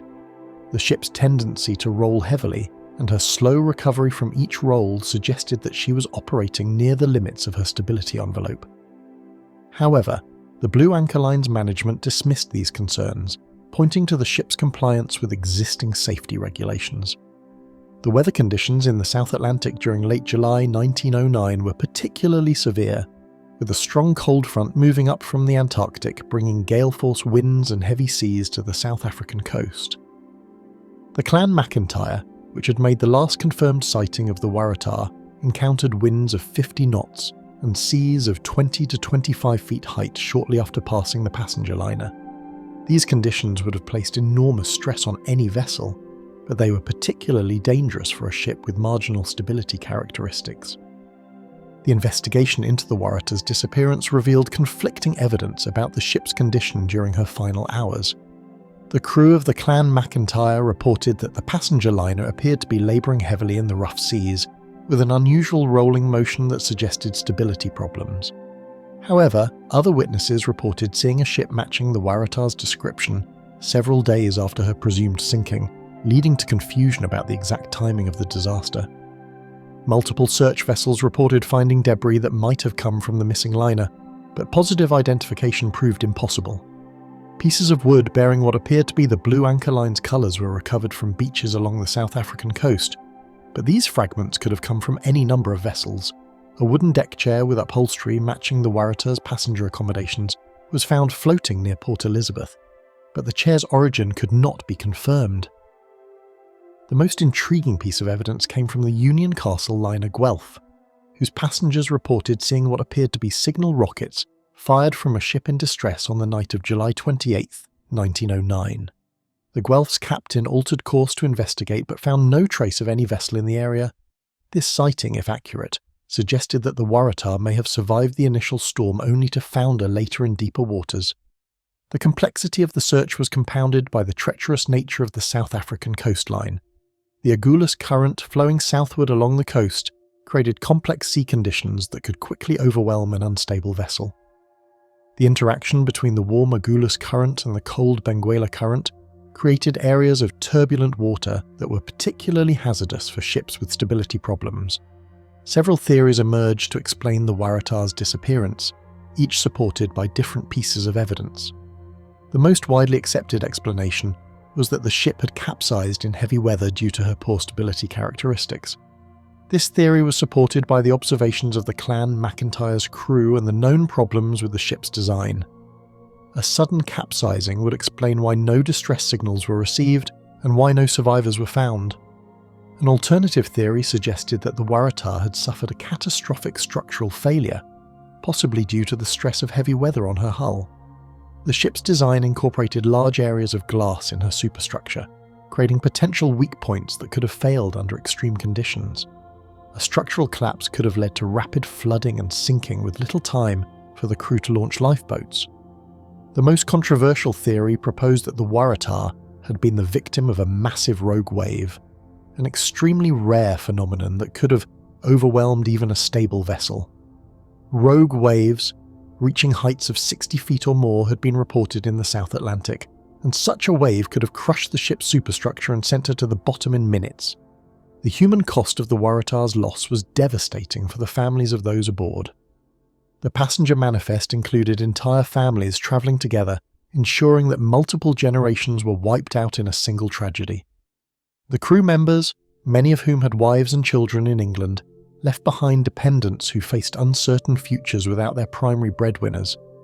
The financial impact on the Blue Anchor Line was equally severe. The loss of the Waratah, combined with the company's liability for passenger claims, drove the shipping line into bankruptcy. The company's assets were eventually acquired by the Peninsula and Oriental Steam Navigation Company, which discontinued the Australia service and scrapped plans for similar vessels. The investigation into the Waratah's loss led to significant changes in maritime safety regulations. New requirements for stability calculations were implemented, ensuring that passenger vessels maintained adequate margins of safety in rough weather. The incident also highlighted the need for better weather forecasting and routing systems to help ships avoid dangerous conditions. The mystery of the Waratah's exact fate has persisted for more than a century, with numerous expeditions attempting to locate the wreck.